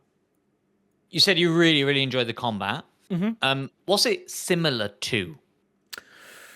Give me a touchstone. Nothing. Mass Effect. I'm playing a mage, so it's entirely unique. No, I heard the priming system is very Anthem-like. Yeah, it's got a little but in some of the good elements. But no, it is. It's got it's very much similar to the way that Mass Effect's ability wheel worked, where you could select your NPC's abilities. If you ever played any of the Mass Effect games. But it also, the way that it works is your specific characters that you choose will have specific leanings towards certain elements, and you can combine those elements in that way. So there's a lot of working with that. So yeah, it is very, it's very like old school BioWare in that aspect.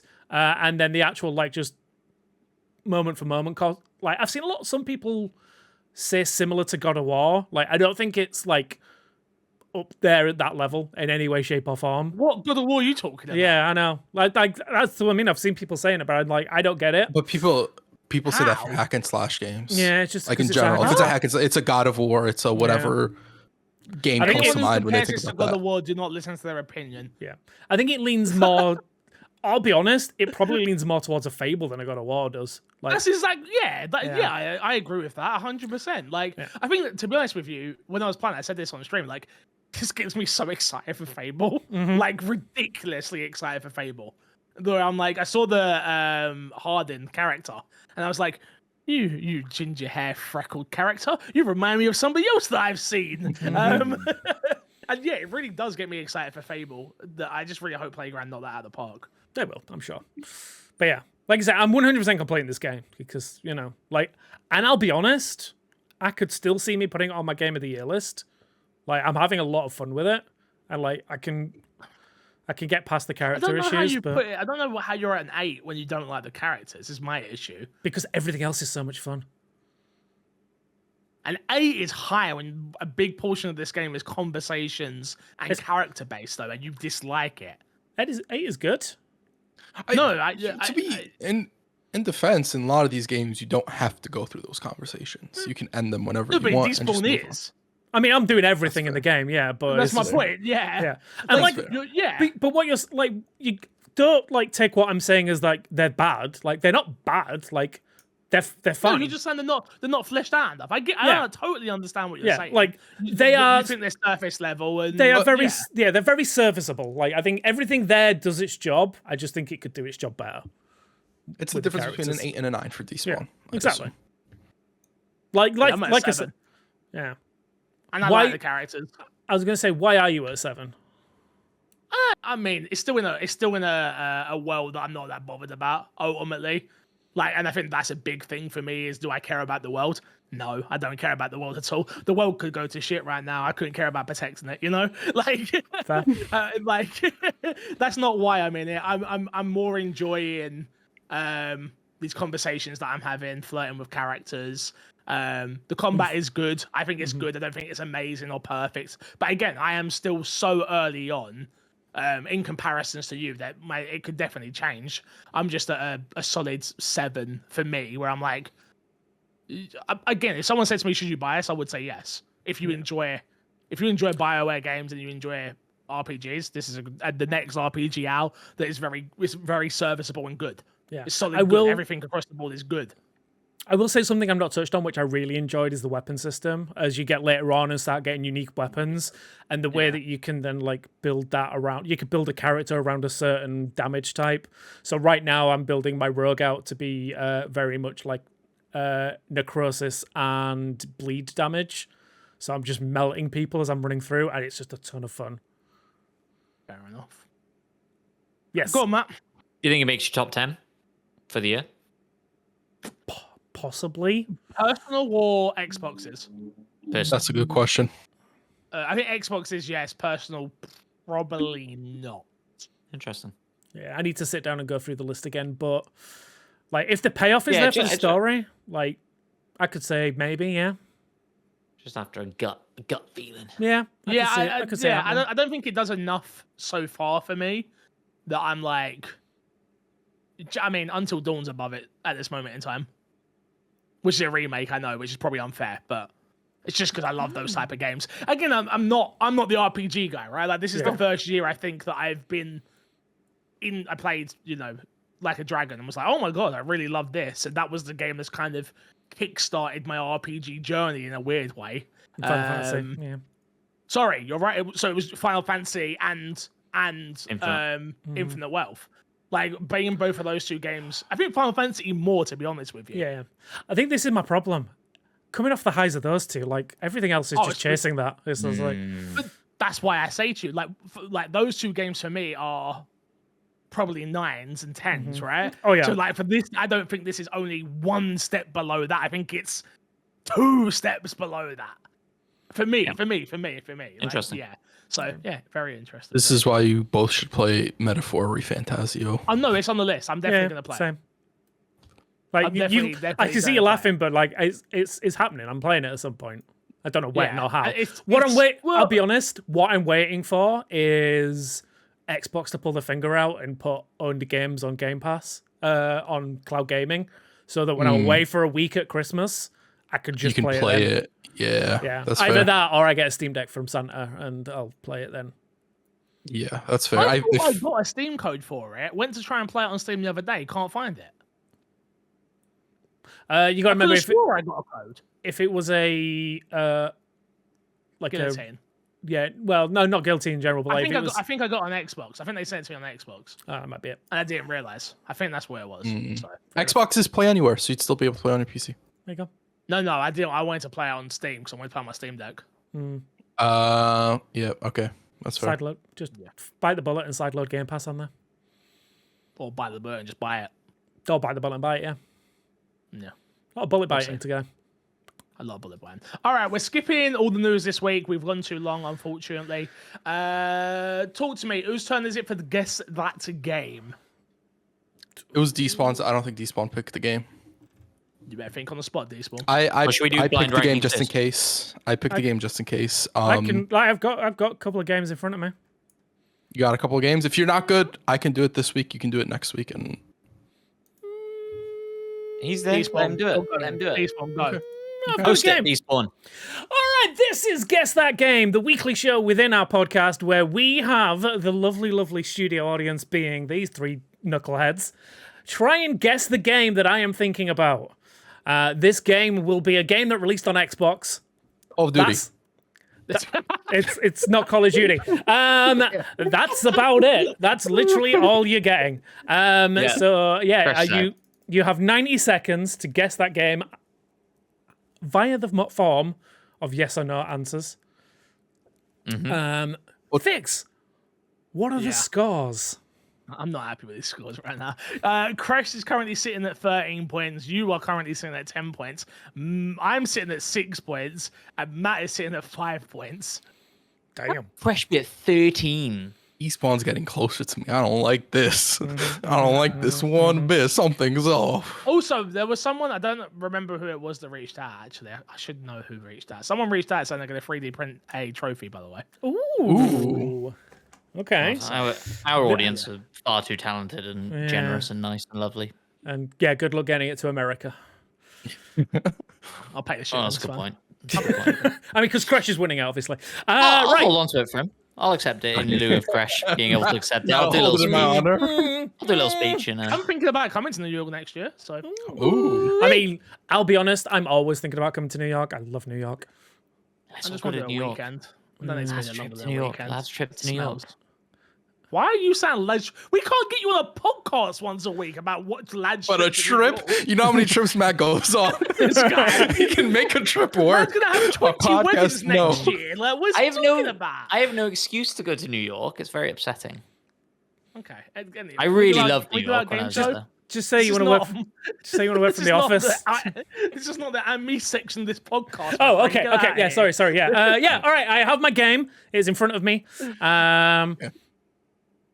Yeah, I'm ready to Order. go when you guys. Let me bring up a timer first. Sorry, I'm just getting off of Pokemon TCG. Were you playing Pokemon TCG while we recorded this I was podcast? so tempted when you lot were all talking about whatever fucking game Veilguard. you were just talking Yeah. about. I was so tempted. I mean, I'm always playing TCG, baby. Yeah, I've got my timer. There it is. Matt can go first as a little gift for turning up on time for 2 weeks in a row. Got him. Right, ready.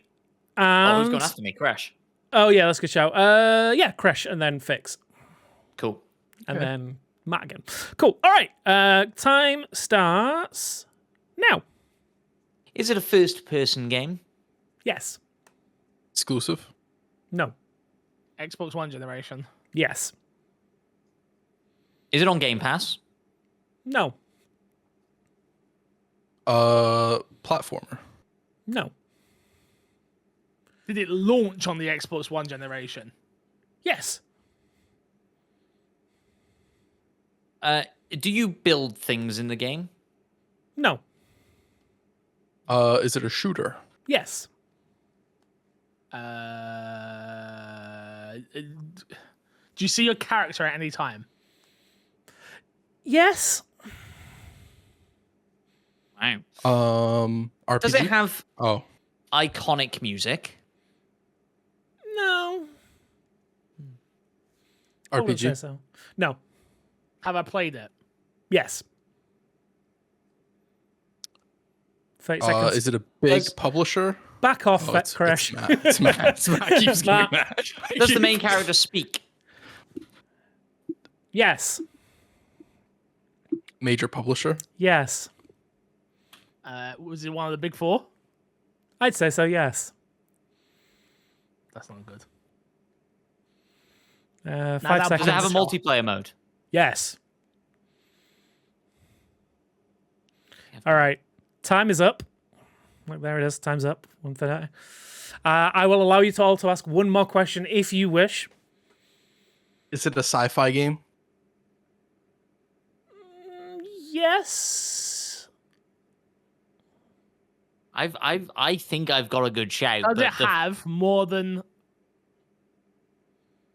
4 sequels? No. Matt, do you want to ask one more question? Look, I thought I had it until you hesitated over sci-fi, and that's what's thrown me.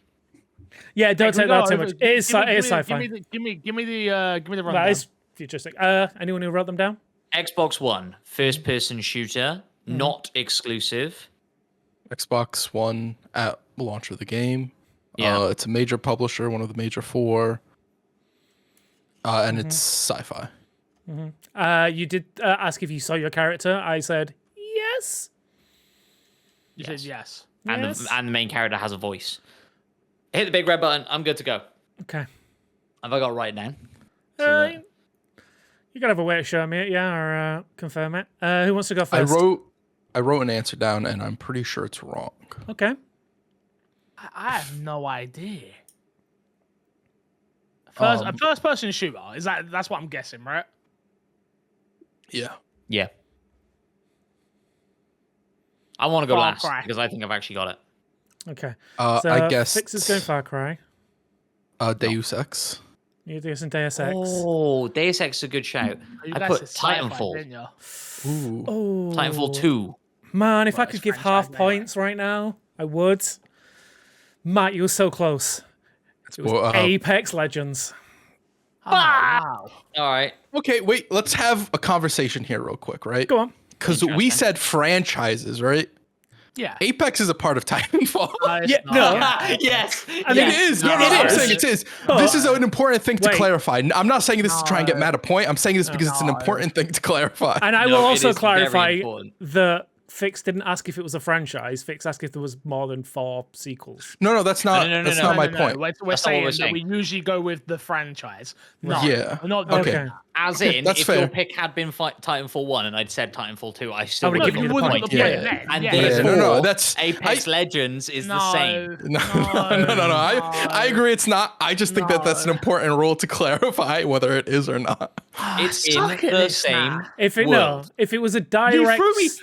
By the Go on. way, I just need to have a go at you for a second. You cannot give the answer I would consider. EA, of course, EA is one of the big 4 publishers. All right, let's nail down what the big 4 Also- publishers are right Okay. now. Let's, Yeah. let's get this. In this game show, Xbox, EA, Ubisoft, Xbox, EA, Ubisoft, PlayStation would have to be if you're putting in No, an you can't, Xbox. but you can't. They're never gonna be on Not for Oh, this PlayStation. it's not. conversation, Yeah, for yeah, okay, this okay, show. okay. But Xbox, PlayStation, Ubisoft, EA. But we just said not to PlayStation, right? Because there yeah, wouldn't be a that was PlayStation game on PlayStation. Xbox. There's got to be. Who else am I thinking? Who were the big 4? I mean, I it would've was said EA, Activision, but Ubisoft. I would have said EA, Ubisoft, Activision. I'd still consider Activision because a lot of Separate entity, Activision's yeah. history isn't. Yeah. And I don't know what the Yeah. 4th would be. I wouldn't put Xbox in there because I wouldn't view Xbox as a I get one of the that. big publishers. yeah. And I mean, you'd rule that out with a first party question, right? Yeah. Technically, it would be 2K, wouldn't it? But Yeah. yeah. Allow Either me way, to no read you points. something from SportsIllustrated.com. my God. Robbie Matt, you're not Allen. getting the point, all right? That's Matt. right. Apex Legends takes place in the same universe as Titanfall, albeit a little bit into the future. Here are Therefore, 8 it's times that Titanfall made its way into Apex Legends. It's a fucking in the same franchise. I didn't I know deserve you- a point. That's like saying No, it's in Fortnite's the a same Marvel game. universe. It's not the same franchise. It's in the same universe. Yeah. I just wanted to clarify that. But I also want to point out, fuck how Despawn answered the question, is it a sci-fi? Yeah, I it's know, 100% that's a what was throwing me sci-fi. off. No, but his answer was like, does this all the time, he like though. paused. Yeah. That's It's unfair. No, Because It that's throws me off not every time. I think if it's like legit, like debatable whether you would consider it a sci-fi, it's fair to pause like that. But for it to just be like, maybe I guess you could say it's a sci-fi. Yeah, While Apex Legend is truly riddled with references to Titanfall. you're not no, getting no, the let it point. No. I mean, that's a direct quote from SportsIllustrated.com. Well, Oh, yeah, Sports 'cause Illustrated could Illustrated know kiss my everything, ass. Don't they? Hey, when you Google it, they're like the 3rd result. So Well, they've got good SEO. What's your point? nobody's Googling it. They haven't got good SEO. It doesn't matter. But the point stands. I've been robbed. I've been robbed. It's a corrupt system. We'll tell you what, Matt. If you I lose was never this allowed thing, to win. if you lose this by 1 point, Rigged. I'll buy you a pizza. How about that? How about When we is the just end do of A the time season? ring? trophy. How about When we is do the time end? ring? When is the what? End of the season. End of the year. The last episode of the year. So I think we should do some sort of playoff situation. Playoffs is. Crash is running away with it. This is not the NBA season where you play 82 games and none of them matter. The last day we're doing 10 what I want. 10 back-to-back Yeah. that game. That's exactly what I want. Yeah, no. That's Yeah, not what's happening. Our game of the year is actually just going to be a guess that game of the year. Nothing else. Alright, we all so know it's rigged now okay, anyway. here we are. All right, let's do this. Let's do some blind ranking. You got a chance to win an extra point if you can get the exact word in for this. Here we go. You ranking blind games 1 through 5. Here we go, boys. You ready? Yep. Yes. All right. First game, Space Invaders. Ooh. A gut reaction one. That was Yeah. a gut reaction. We said Yeah. this. It is. I mean, it's not the first game, is it? But it is. One of the most iconic games. It is one of the Yeah. most iconic games. Very important to gaming in general. I think Choose a audio, safe spot. video, like you can show somebody one of those sprites. A lot of people are going to know what Space Invaders is. You can hear it. You're going to recognize it. Yeah. 2 or 1. Yeah, that's what I'm worried about. Like, what if the next one's Pong or Tetris? And then you Yeah. go, wow. So I'm leaning towards 2 just for the safety, but like I also wouldn't hate it if it was number 1. Fix is loving this right now. Well, Yeah, let's just- put it 1. Let's put it. Our instinct was 1, so we've got to go Okay. with it. Let's go. Let's Okay. include 1. I'm not mad at that. Okay. My bad. We're Next up, the Organ Trowel. Oh, okay. That's great, but it's Yeah. a 4 or 5. Yeah, I'd say 4. 4. I think like you died of dysentery is like It's, iconic, right? it's an iconic line, Yeah. but yeah. Yeah, 4. I think 4's safe. 4's safe. So Space Invaders 1, Organ Trowel 4. Yep. Mario. 2. 2. I instantly 2. feel yeah, 2, yeah. Yeah, I think that's safe. Anyone want to guess what the category is? Yeah. No. Okay. Go on, then. The greatest 8-bit games. No chance for a point. Okay. Next up, That's fine. you have Donkey Kong. Which 5. Which Donkey Kong though? Yeah, does he give a specific one or is it just Donkey Kong? It's franchise. just Start. Mario. Did I Just start? Donkey Kong. He's a Yeah. 5. He's a 5. Yeah. 5. Yeah. Look, if it's best rappers, then he's up there, right? But it ain't, is it? It's Donkey Kong. The Donkey Does Kong rap at is any point rap? I Oh, don't think yeah. he does. DK Donkey the Kong. DK rap. Yeah. Matt, I want to introduce you as your friend. You've never sounded more white in your life.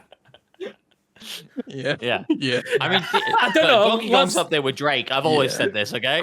I mean, Drake, it's sometimes Matt wakes up and it's like, today Donkey Violence. Kong's number 1, Drake's number 2. Another day it's Drake number 1, Donkey Kong. That's the constant flip that's happening in my mind. Yeah, absolutely. God So damn. your list looks like this. It goes number 5, Donkey Kong. Number 4, Organ Trowel. Number 3, Pac-Man. Okay. Number 2, think- Mario. And number 1, Space Invaders. I don't hate that's this. fine. I'm not mad at this list. I think the top 3 could have been put in any order and I'd be happy with it. Guys, stop it. Yeah? Mario's 1. No. Well, it Why do you depends- act like I- Mario's well, an easy stop, one over Pac-Man? Stop. Over Space Invaders. Guys, Over- I'd say stop. Depends on the title of the list. Depends on the title of the list, which we've not yet got. Yeah. Okay. Well, Crash has still got a guess. And Matt. Yeah, so have I. Yeah, I know. Calm down, Matt. I I know. don't actually think it's best rappers. That Mario rap goes hard. I mean, no, yeah. I mean, Mario I'm sure versus you can crazy. I'm sure you can Definitely find a can. time where Mario rapped. Did he do it in the? Did Bob Hoskins do it in the 1998 film or whatever? No, it was? but he did that I rocking think side there to is side like thing. a rap at some point, isn't there? And they're in all one of the rap Mario in the things? Nintendo one? In the new one? No, I don't think so. Maybe. I Well, don't yeah, know. there is. Is there not technically their theme song at the start of the film? It's like, it's Mario, and that's Oh yeah, the Yeah. little jingle was Yeah. plumbers. Yeah, probably. Yeah. Probably. And I think that's based off of the movie, whenever that Yeah, came out it a is. million It years is. ago. It is. Yeah. My guess, Exact wording, please.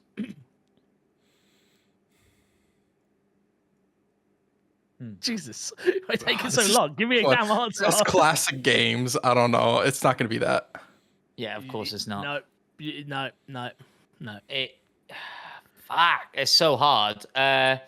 It's like most iconic retro games. Should I give it to you? I don't know. Tell us what it Probably. is. It's longest running video game series. Oh no, No words. Correct. No. Should I give it to you? You got 0 words. Also, Big Willie P. No. What? Longest running video game series. When was the last Space Invaders game that came out? What was the last Oregon Trail game? Should I give it to you? Because Big Willie P came with receipts. Oh, did he? I love that. Wikipedia. I love Space that. Invaders, 45 years, 1 month. Oregon Trail, 42 years, 11 months. Mario, 42 years, 10 months. Oldest franchise. Yeah, oldest video game franchise. It isn't. I'm telling it isn't you the what- longest running. Wait. Guys, you're arguing with me. Yeah, okay. I sorry. didn't make the list. Yeah, I know. I'm not But arguing with you. Here's the thing, Fix. You say this every time we have a problem with this. You're the spokesperson for this list. Yeah. It's you. I don't want to do it no more. I don't want to do it no He's more. not alright? here. I don't It's wanna do you. It's you. No, you're gonna sit there. You're gonna let us complain to you, and you're gonna deal with it. We all know. You're gonna shut up.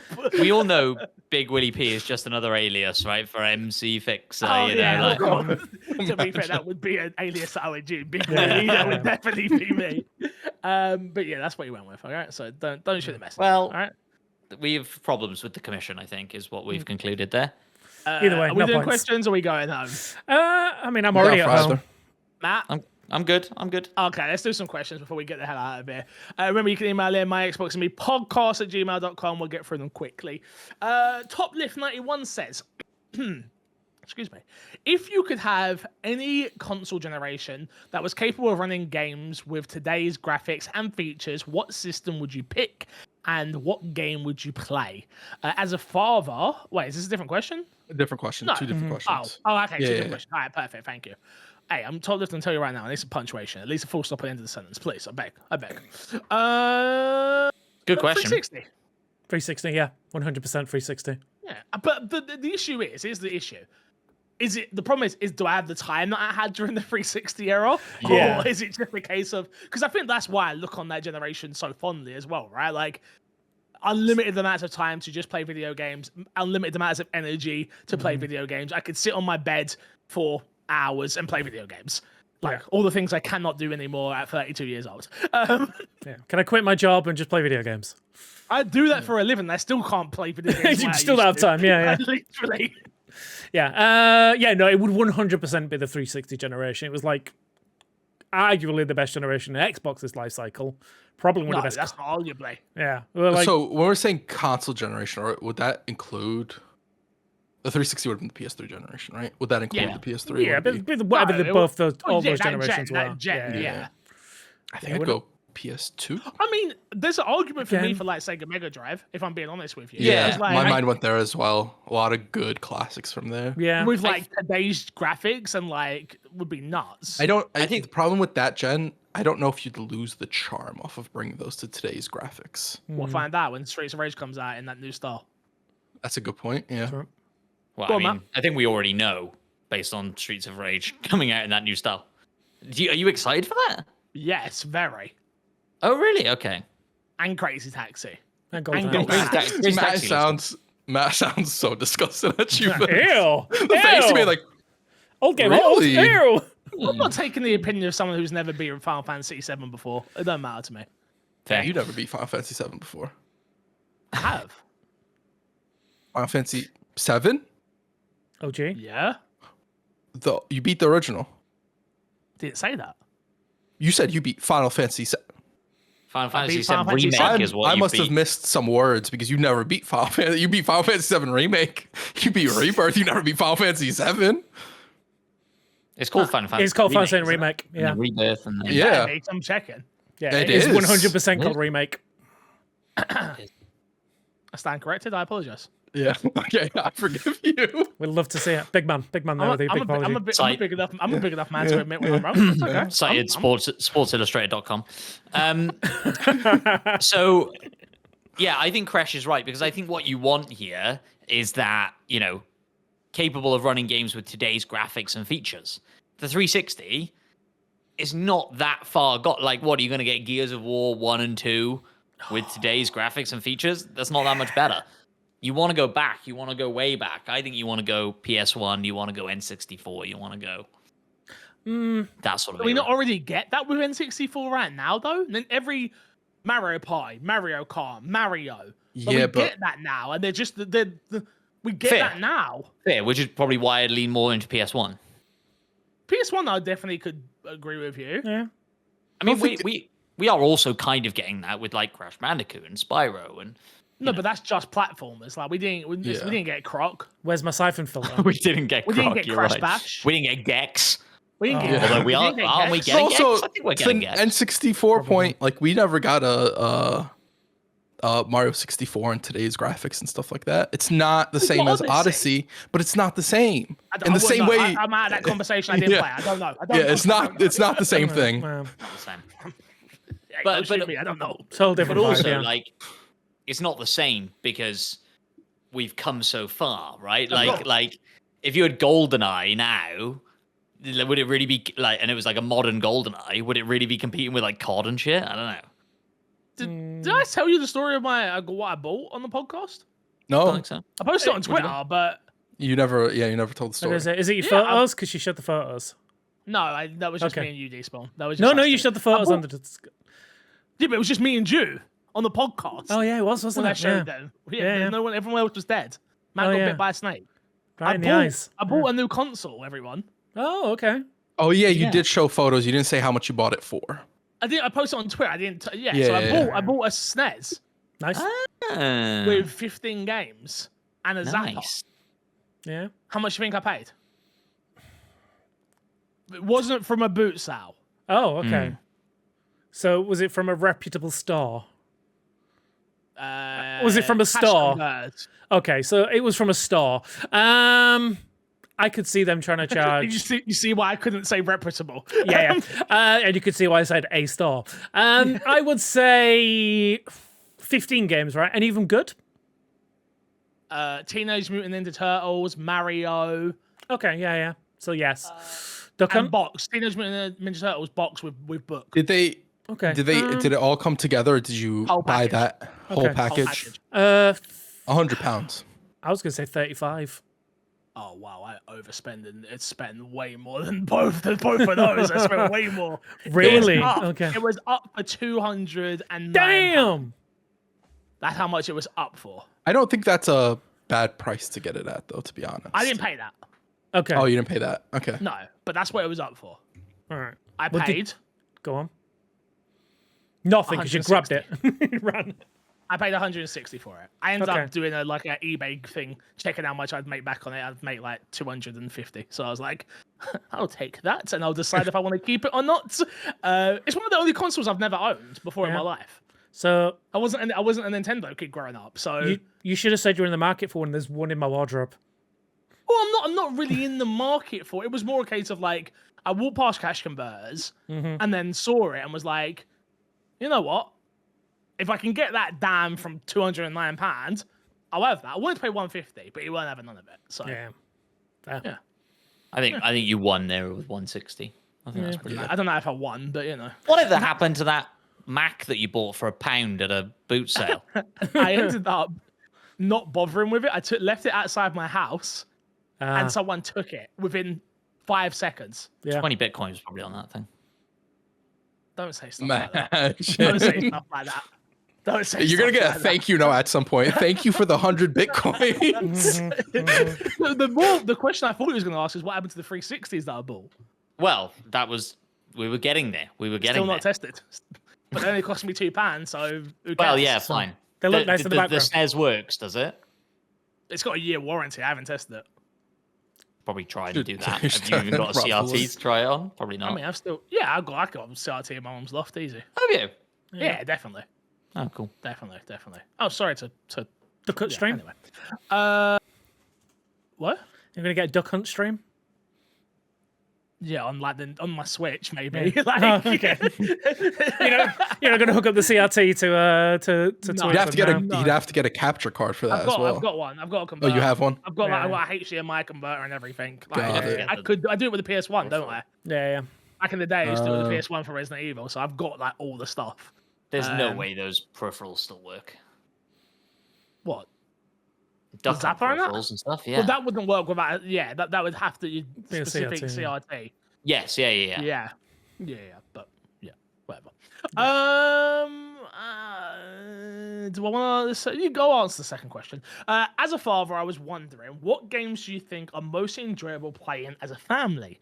Me and my son have been playing Astrobot and having a blast, and just picked up Sonic Cross Shadow. So, wanted your guys' thoughts on your family games. Your family games, and then the last question here is, what do you prefer to game on, TV or monitor? That's a hard question, so we'll do that one last. Okay. I find it really easy because there's only one way I play games. Which monitor. is Monitor. Yeah, TV. everything is hooked up to my PC, so it's all on monitor. But you I got too used to there. the small screen. Not that much anymore. Not since the wife has started back up on Stardew. I don't do anything with the TV downstairs. Stardew. I was going to say it's probably Stardew. 1.6 update, man. It's out. I don't know, man. Mine's hard for that question. I think I prefer playing downstairs on the big 60, it's only 55, and a 55-inch TV OLED. Like, I think that's my... Fuck you. Don't roll your eyes at that. Just typical man saying it's 5 inches bigger. No, but I think I prefer that setup. Yeah. But I get game it. more on monitors. You know, like, yeah. So I feel more comfortable gaming on my monitors. I think for cinematic experiences, something that might not be super long or I only play on a TV is fine. But if it's something that I play more regularly, I'm just more comfortable on my PC with my monitor. My first playthrough of Last of Us is always, any Last of Us is always on a TV. Fair. Always. Yeah. Yeah. So, yeah. Matt? Family game. Oh, Matt, yeah, what do you prefer? I assume TV. TV, right? TV. Yeah. Yeah. And then- family games, though, boys. Anything that sticks out in mind? The Sackboy game. Stardew's a good one. Oh, yeah. The Little Big Sackboy Great Adventure, whatever it was called, I think would be a good family game. 4-player co-op. Yeah. Mm-hmm. Any Lego Minecraft game. is a good one. Lego games are good. Lego games are a Lego massive shout. Very good. Yeah. I say Mario Party, but that's just if you enjoyed those type of games. Yeah. If Also, how old your like kid is fighting. and how Totally. good your kid is at taking losses. If your kid's No, not good at taking none of them losses, are- don't None play of them are it. good at that. None of them are good Yeah, at that. I've played games with some of my cousins, like little cousins How that old are are they? like 7, 8. They're completely fine with it. 5, 6, completely fine with it. I have a cousin who's a little older, who's like 11. He hates losing. Yeah. This past weekend he was here playing Mario Party. He loses. He's not even like nobody has a star. Nobody has anything. He just takes the wrong direction away from the star, and he's like, "I'm done playing. You guys can keep on going without me." No, I'd never let him play again. No. Yeah. I'd let him in the house. No. He comes to the house like, you guys say sorry? Yeah. Say something? No, we do. Yeah, but those are a few that come to mind. Yeah. Trencherer says, how can NFTs in games exist when no one actually owns the game? You can own an NFT, but you can't own the game? So what he's saying is that, you know, you don't actually buy a game, No, you buy a I license get it. for a game, yeah. So when you own an NFT, you don't own the actual thing you're seeing. You own the blockchain behind it. And I don't know exactly what goes on with the blockchain. I don't know how to follow it. But if the NFT is of a picture, everyone owns the picture. It's online. Yeah. I own the picture. You own the picture. Matt Yeah. owns the picture. Control C, Control V. Done. Control C, Control V, baby. It's My one picture of the now. things that's made NFTs so hard to actually become big is because people don't really know the answer to that. But they will realistically. be. In our lifetime, they will be. I don't know. No, NFTs become a dirty word. Yeah. Yeah, I I think agree. it's Because solid. people- NFTs. I don't think they'll be called NFTs. Yeah, that could happen. Something on the blockchain that people own within the gaming will be a thing. I don't know, man. The only way I see it is if Nintendo does it or like an Apple does something or something like that. I don't see it being like some startup being like, because somebody's going to get off a blockchain and then somebody's going to be like, this is just a blockchain scam. And then a big website, YouTube or whatever it is going to call it out. And then people are going to be like, oh, we don't want to support that. Because even you see like Logan Paul trying to do NFT stuff. He had his whole game that didn't work out. It's kind of like if you see big entities who can mindlessly get people to follow them and they're having difficulty with it, it's just something that's super difficult to get off the ground successfully. I think the battle is too far, like too high uphill now for it to be like, worth even. At least there'll be things similar to it. I think will come around, but I think there's enough people that make a like we've seen it on both sides now. Like people make enough of a voice about something or enough of a noise about something, it's going to be hard to get it off the ground. And I think honestly, until the ethical implications of things like NFTs and the environmental impact they have, I don't think we're gonna until they're fixed. I don't think we're gonna see a wholesale acceptance of them, especially in the games industry. Yep. I don't know. How do you talk about it without getting super into the weeds with this sort of stuff? But I think if Kamala had won, then NFTs would never have kicked off. I think in the next 4 years, you could see it kick off now in a much bigger way. I'm glad you said it because I thought it. Yeah. Purely because of people like Elon Musk and shit. But I see, even with that, I see crypto becoming a bigger thing before NFTs do. Yes, and it has to, right? That has to become way more widely accepted. Can you get it done in 4 years? Maybe, and I think we might see. But if you get the groundwork into it, it's sometimes, if it gets far enough along, it could be difficult to stop, even if nothing gets done after those 4 years. Who knows? For sure. I think the difficulty is, and I think Fix, you're probably right, is NFTs is a really bad PR problem right now, and it needs a rebrand. And I could see that happening. But there was that game that all the streamers were on, right? What was it called? On the Grid or something? Oh, Off the Grid. Yeah. Off the Grid. Off the Grid, sorry, So there was a grid. And then, that's all running on blockchain, right? And the contracts aren't live yet, but they will be, and all that sort of stuff. And so I don't think it is. I think it is very much like an optional NFT thing. I don't think it's running on blockchain. Well, it has to be for there to be any option for it, right? Well, no. Well, it will. So get blockchain is and NFTs are they are intrinsically, but a game having an NFT can just have a link into the blockchain. You can access the blockchain from a normal internet. Gotcha. Yeah. So you can have we've without mentioning your day job, Ubisoft released a game with NFTs. That game is not completely running on the back of, it's not running on the back of blockchain. Sure, but if you have a marketplace where you are selling that stuff between users, then the marketplace will run on the back of the blockchain, but I think the game. What I'm saying is the game itself doesn't. Yeah. The difficulty is for NFTs, you don't need for the idea behind NFTs of you owning something and being able to trade it for money and stuff like that. You don't realistically need the blockchain. Yes, the blockchain just adds a sense of security, but it doesn't add people are already wary of a blockchain, that you could do something like an NFT without the blockchain and probably get more people, even if it isn't as secure for you owning it. Right? You see games do this to various degrees. The Steam marketplace, you have them in Counter-Strike and stuff like that, selling knives and stuff like that. They're not NFTs, but it's a very similar concept of what people want. People want to own something and be able to sell it at a higher value. Yes. And so I think that in gaming is much I could see that becoming a bigger thing in games and developers trying to. But the issue is always, and it's a problem with games on the Steam marketplace, is when they have these sort of sales, it's very easy for a developer to inject something of worth into the game and then sell it for a high amount of profit and make more money than they would have otherwise. And I think that's the risk, because if that happens a few times, people just walk off of a system like that and they're like, we're not going to invest because we got scammed. Yeah, and I think you're going to see so much of that.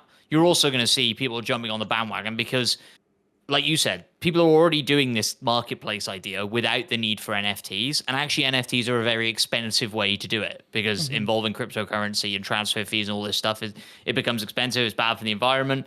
There are better ways to do it. The reason to do it right now is because it's buzzy, right? And it has been for the past few years, and it goes in peaks and troughs. But I think we'll see a few NFT games launch properly, and I think they'll happen, and I think some of them will see moderate success, but I don't think you'll see massive mainstream adoption in the next 4 to 8 years. But I might be wrong. But I don't see it going that way. Let's do 2 more before we get out of it, boys. This will be a quick one from a Wild Yarny Enters. What was the last book the crew has dove into and read, be it a chapter book, comic book, or manga? A couple of things. One Piece. One Piece. Nice. It's been a while. I don't get that much chance to read because I'm editing or gaming or sleeping. But I recently read through the first half of because it's just started the second half, the Saga trilogy on comic books. Really fun comic book. I've heard it's really good, and I've wanted to read it. I've just never gotten around to it. Do it. It's basically I don't even want to tell you anything about it. I'm just like, if you're even a fair weather fan of comic books, it's one to check out. And then not read, but I recently, because I understood that Spotify added audiobooks now. Ooh, did they? I didn't know this. So as part of the premium. You say added it now. I think it's been that way for like a year. Just a lot of people just never marketed it. They've just never they've never been pushing it. But yeah, interesting. But yeah, I listened to my first audiobook. I've started listening to my first audiobook, The Hitchhiker's Guide to the Galaxy. Great shout.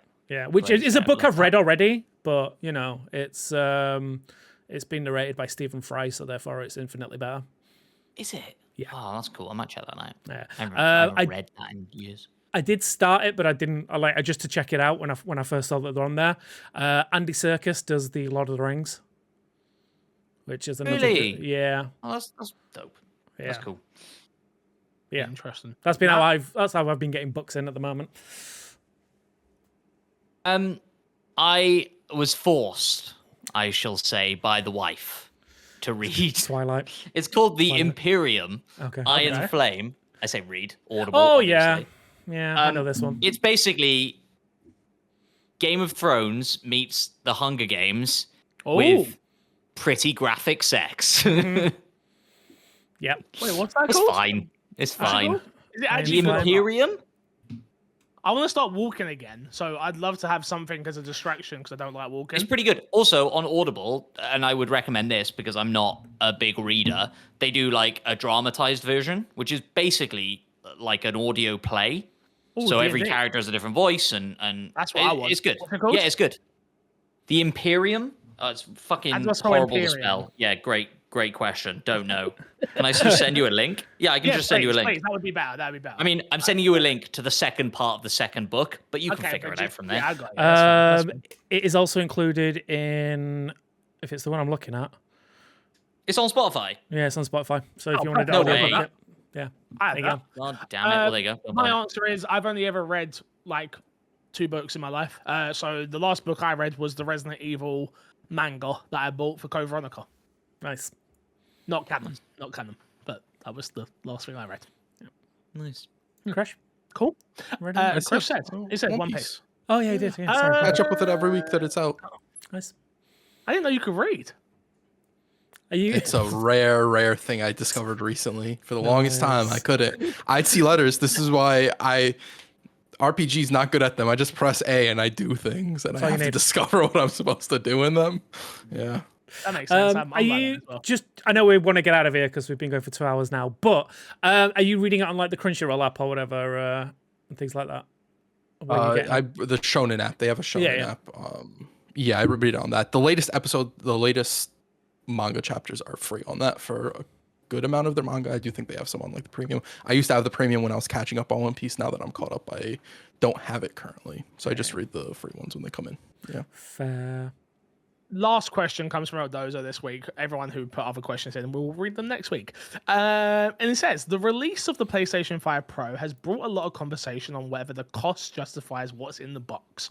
And while each answer to that will be based on each individual circumstances, my question would be, at what price for consoles does it become more relevant just to build a PC?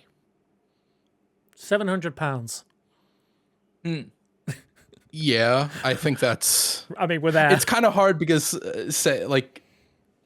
cutting off the individual circumstances, part of the aspect of it, like that's where the price point really comes in, because the individual circumstances dictate what that price would be. For certain people, it's 100% 700 because they would be able to afford more money, and they're like, if I'm going that far, I'm going to go all the way. Yeah, I think 700 is probably like the starting point of that, because we've seen more conversation popping up off of the 700 price point now as well. Yeah, I think it's hard for me. I think it's hard for me because I'm like, If someone was said to me, "Oh, I'm gonna buy a PC for £700," I'd be like, "No, don't save up for 1,000." I think my head then goes to like 1,400. Which is So double. that's probably my number. Yeah, but that's probably my number to future-proof you a little bit. Yeah, But I think what Kresh is saying, and just to put in, it's like what I agree with. Go on. Once you put the 700, it's like you can like there's a better conversation to be like you should put in more than the 700 and just get a PC at that point. I think that conversation is happening for people. I'm not saying like I think there's a stark difference between recommending somebody they're going to buy a PS4 be like, "Oh no, just buy or PS5 Pro, just buy a PC for 700." Like don't do that. Like don't do that. But I'm saying if you mine is very much if you are of the point where you are ready to make a £700 or dollar investment, then my feeling is that you're already in a situation or a circumstance where you can afford or you can save to go that next step. Disagree. Some people, that £700 a lot of money. It is. I know you're not saying it, but what I'm saying is if you are the person that's going to spend £700 on a PS5 Pro, would you not just buy the PS5 instead and save yourself? If you are at the point where 700 is a hard limit, would you not just get the £200 cheaper one and just get the 4K variable for 60? I get it. Yeah, I hear what you're saying. Yes, you should. You're not wrong. But that's where the circumstances come in, right? It's where all the like the smaller parts of the conversation. Yeah. I don't think it just comes down to price though, right? The people who are buying the PS5 Pro probably don't want to build a PC. They don't have the knowledge. They don't want to find out. They don't want to go through the hassle. They don't want to do that. Completely, but the question is specifically like ignoring those factors, and it's why it's like a little bit of a difficult one to like narrow down an exact price. £1,000 for me. Yeah, and also you don't have to build a PC. I'll be honest, like I am a out and out PC gamer now. Like I use my Xbox because it's simpler and it's there, and some games are just there on it, and it's easier to stream from it because it's less headway on my PC. But I've never once built a PC. I've always bought. I've never understood the whole people who are like, "Oh, you don't have to build it." It's like, no, you don't. I've never built a PC. I've never built a PC. I have two rules in life: electrics and water. I will pay an expert to do that for me. With a PC, that's electrics. Actually, it's both because it's water cooled. So I will pay an expert to do that for me. It's a cathartic experience for some people. Yeah, and I get that, and there's nothing wrong with that. People enjoy building Legos and Gunpla and stuff like that. It's like a very like. Especially like if you build your PC and then you play on it, there's a euphoric experience you can get off of that. I'm thinking about getting into Legos. Yeah, I've got a couple of sets. Legos do way cooler stuff than I thought they did. By the way, dude, I found this out like not too long ago. Yeah, shopping last weekend, and I saw so much stuff. I was like, huh? If you this is way cooler than I was expecting. If you come to New York has a Lego store that 100%. I saw that. Yeah. I went there some point last year. It was very cool. They have I was kind of blown away by like the amount of stuff you can make. Yeah. It's interesting. Yeah. All right. That's enough podcasting for us today. You guys got an extra long episode. I feel bad for Matt who stood the whole time. Respect to you, Matt. Yeah. I've been leaning. I've been moving around. This whole thing. Bro, I can't stand for that long. I'd fucking pass out. Let's plug and get ourselves out of here. Matt, you can go first. What you got to plug? Oh, go on then. You should join the My Xbox and Me Discord because I tell you what, if you're in the TCG group, oh yeah, not only will I drop my friend code in there, I'll ask my mum to send me a video of my Pokemon card collection. I'll put that in there, and then you can all tell me if I'm being a twat and I've got thousands of pounds that I'm sat on. You are being a my twat. mum is sat on. You're always being a twat. And we'll play some Pokemon TCG, maybe. Sure. Okay. Anyone else want to plug something? Xbox Me YouTube page and podcast. Podcast reviews. Guys, I'm checking right now. Me for how long? Like, if there's a silence, you're meant to fill it. I did. Come on. Yeah, but you're meant to fill it with like good information. I just want to point out. Anyone else? Matt just spoke. There's another 3 individuals, including yourself, sir. Oh, I was doing that on purpose. I was doing it on purpose. No, you weren't. You're not a professional. Like I was doing it on I hate you, Fix. No, weirdly. So I'm going to say, go check out the Twitch, twitch.tv/my Xbox and me. Maybe we'll try and do some more streams soon. Game Awards coming up. Game Awards are coming up. Apparently, I'm not working them, so that's good. Despawn, if you want to work them, I can arrange it, mate. Hey, yo, get your conversations out of here. Get out of here. No, I'm booking the day off. When are Game Awards? December 12th. 12th, Oh, yeah. okay. I'm okay. Okay. My mother's Crash. birthday. The day before. Are we doing a watch along? Yes. No, you. I don't know what's going to happen with you. I can't trust you. Crash. Are we doing a watch along? The 8th? No, 12th. 12th. Let me see what day the 12th falls on. It's a Thursday. It's a Thursday. I mean, it's later in the day, right? Yeah, sure. Yeah. I don't know what time it is for you. For me, it's 10 o'clock at night. I was going to say, for that starts Fix, it'll 5 be for 4 me. a.m. Oh, 10. Yeah, sure. Yeah, we can do it. We always do it. Always. We do. Always. We've done it for like the last probably 7 years. Something like Nuts. that's way too long. I'll be honest. That's way too long. Maybe That's not- you know what? curse I'm knowledge. out this Curse year. I'm gonna take a knowledge. break. I'll be off. Yeah, okay. I've got nothing to plug. Keep supporting the podcast, man. We love doing it. Thank you all for watching. Until next time, love you, leave it. See you later. Good boys.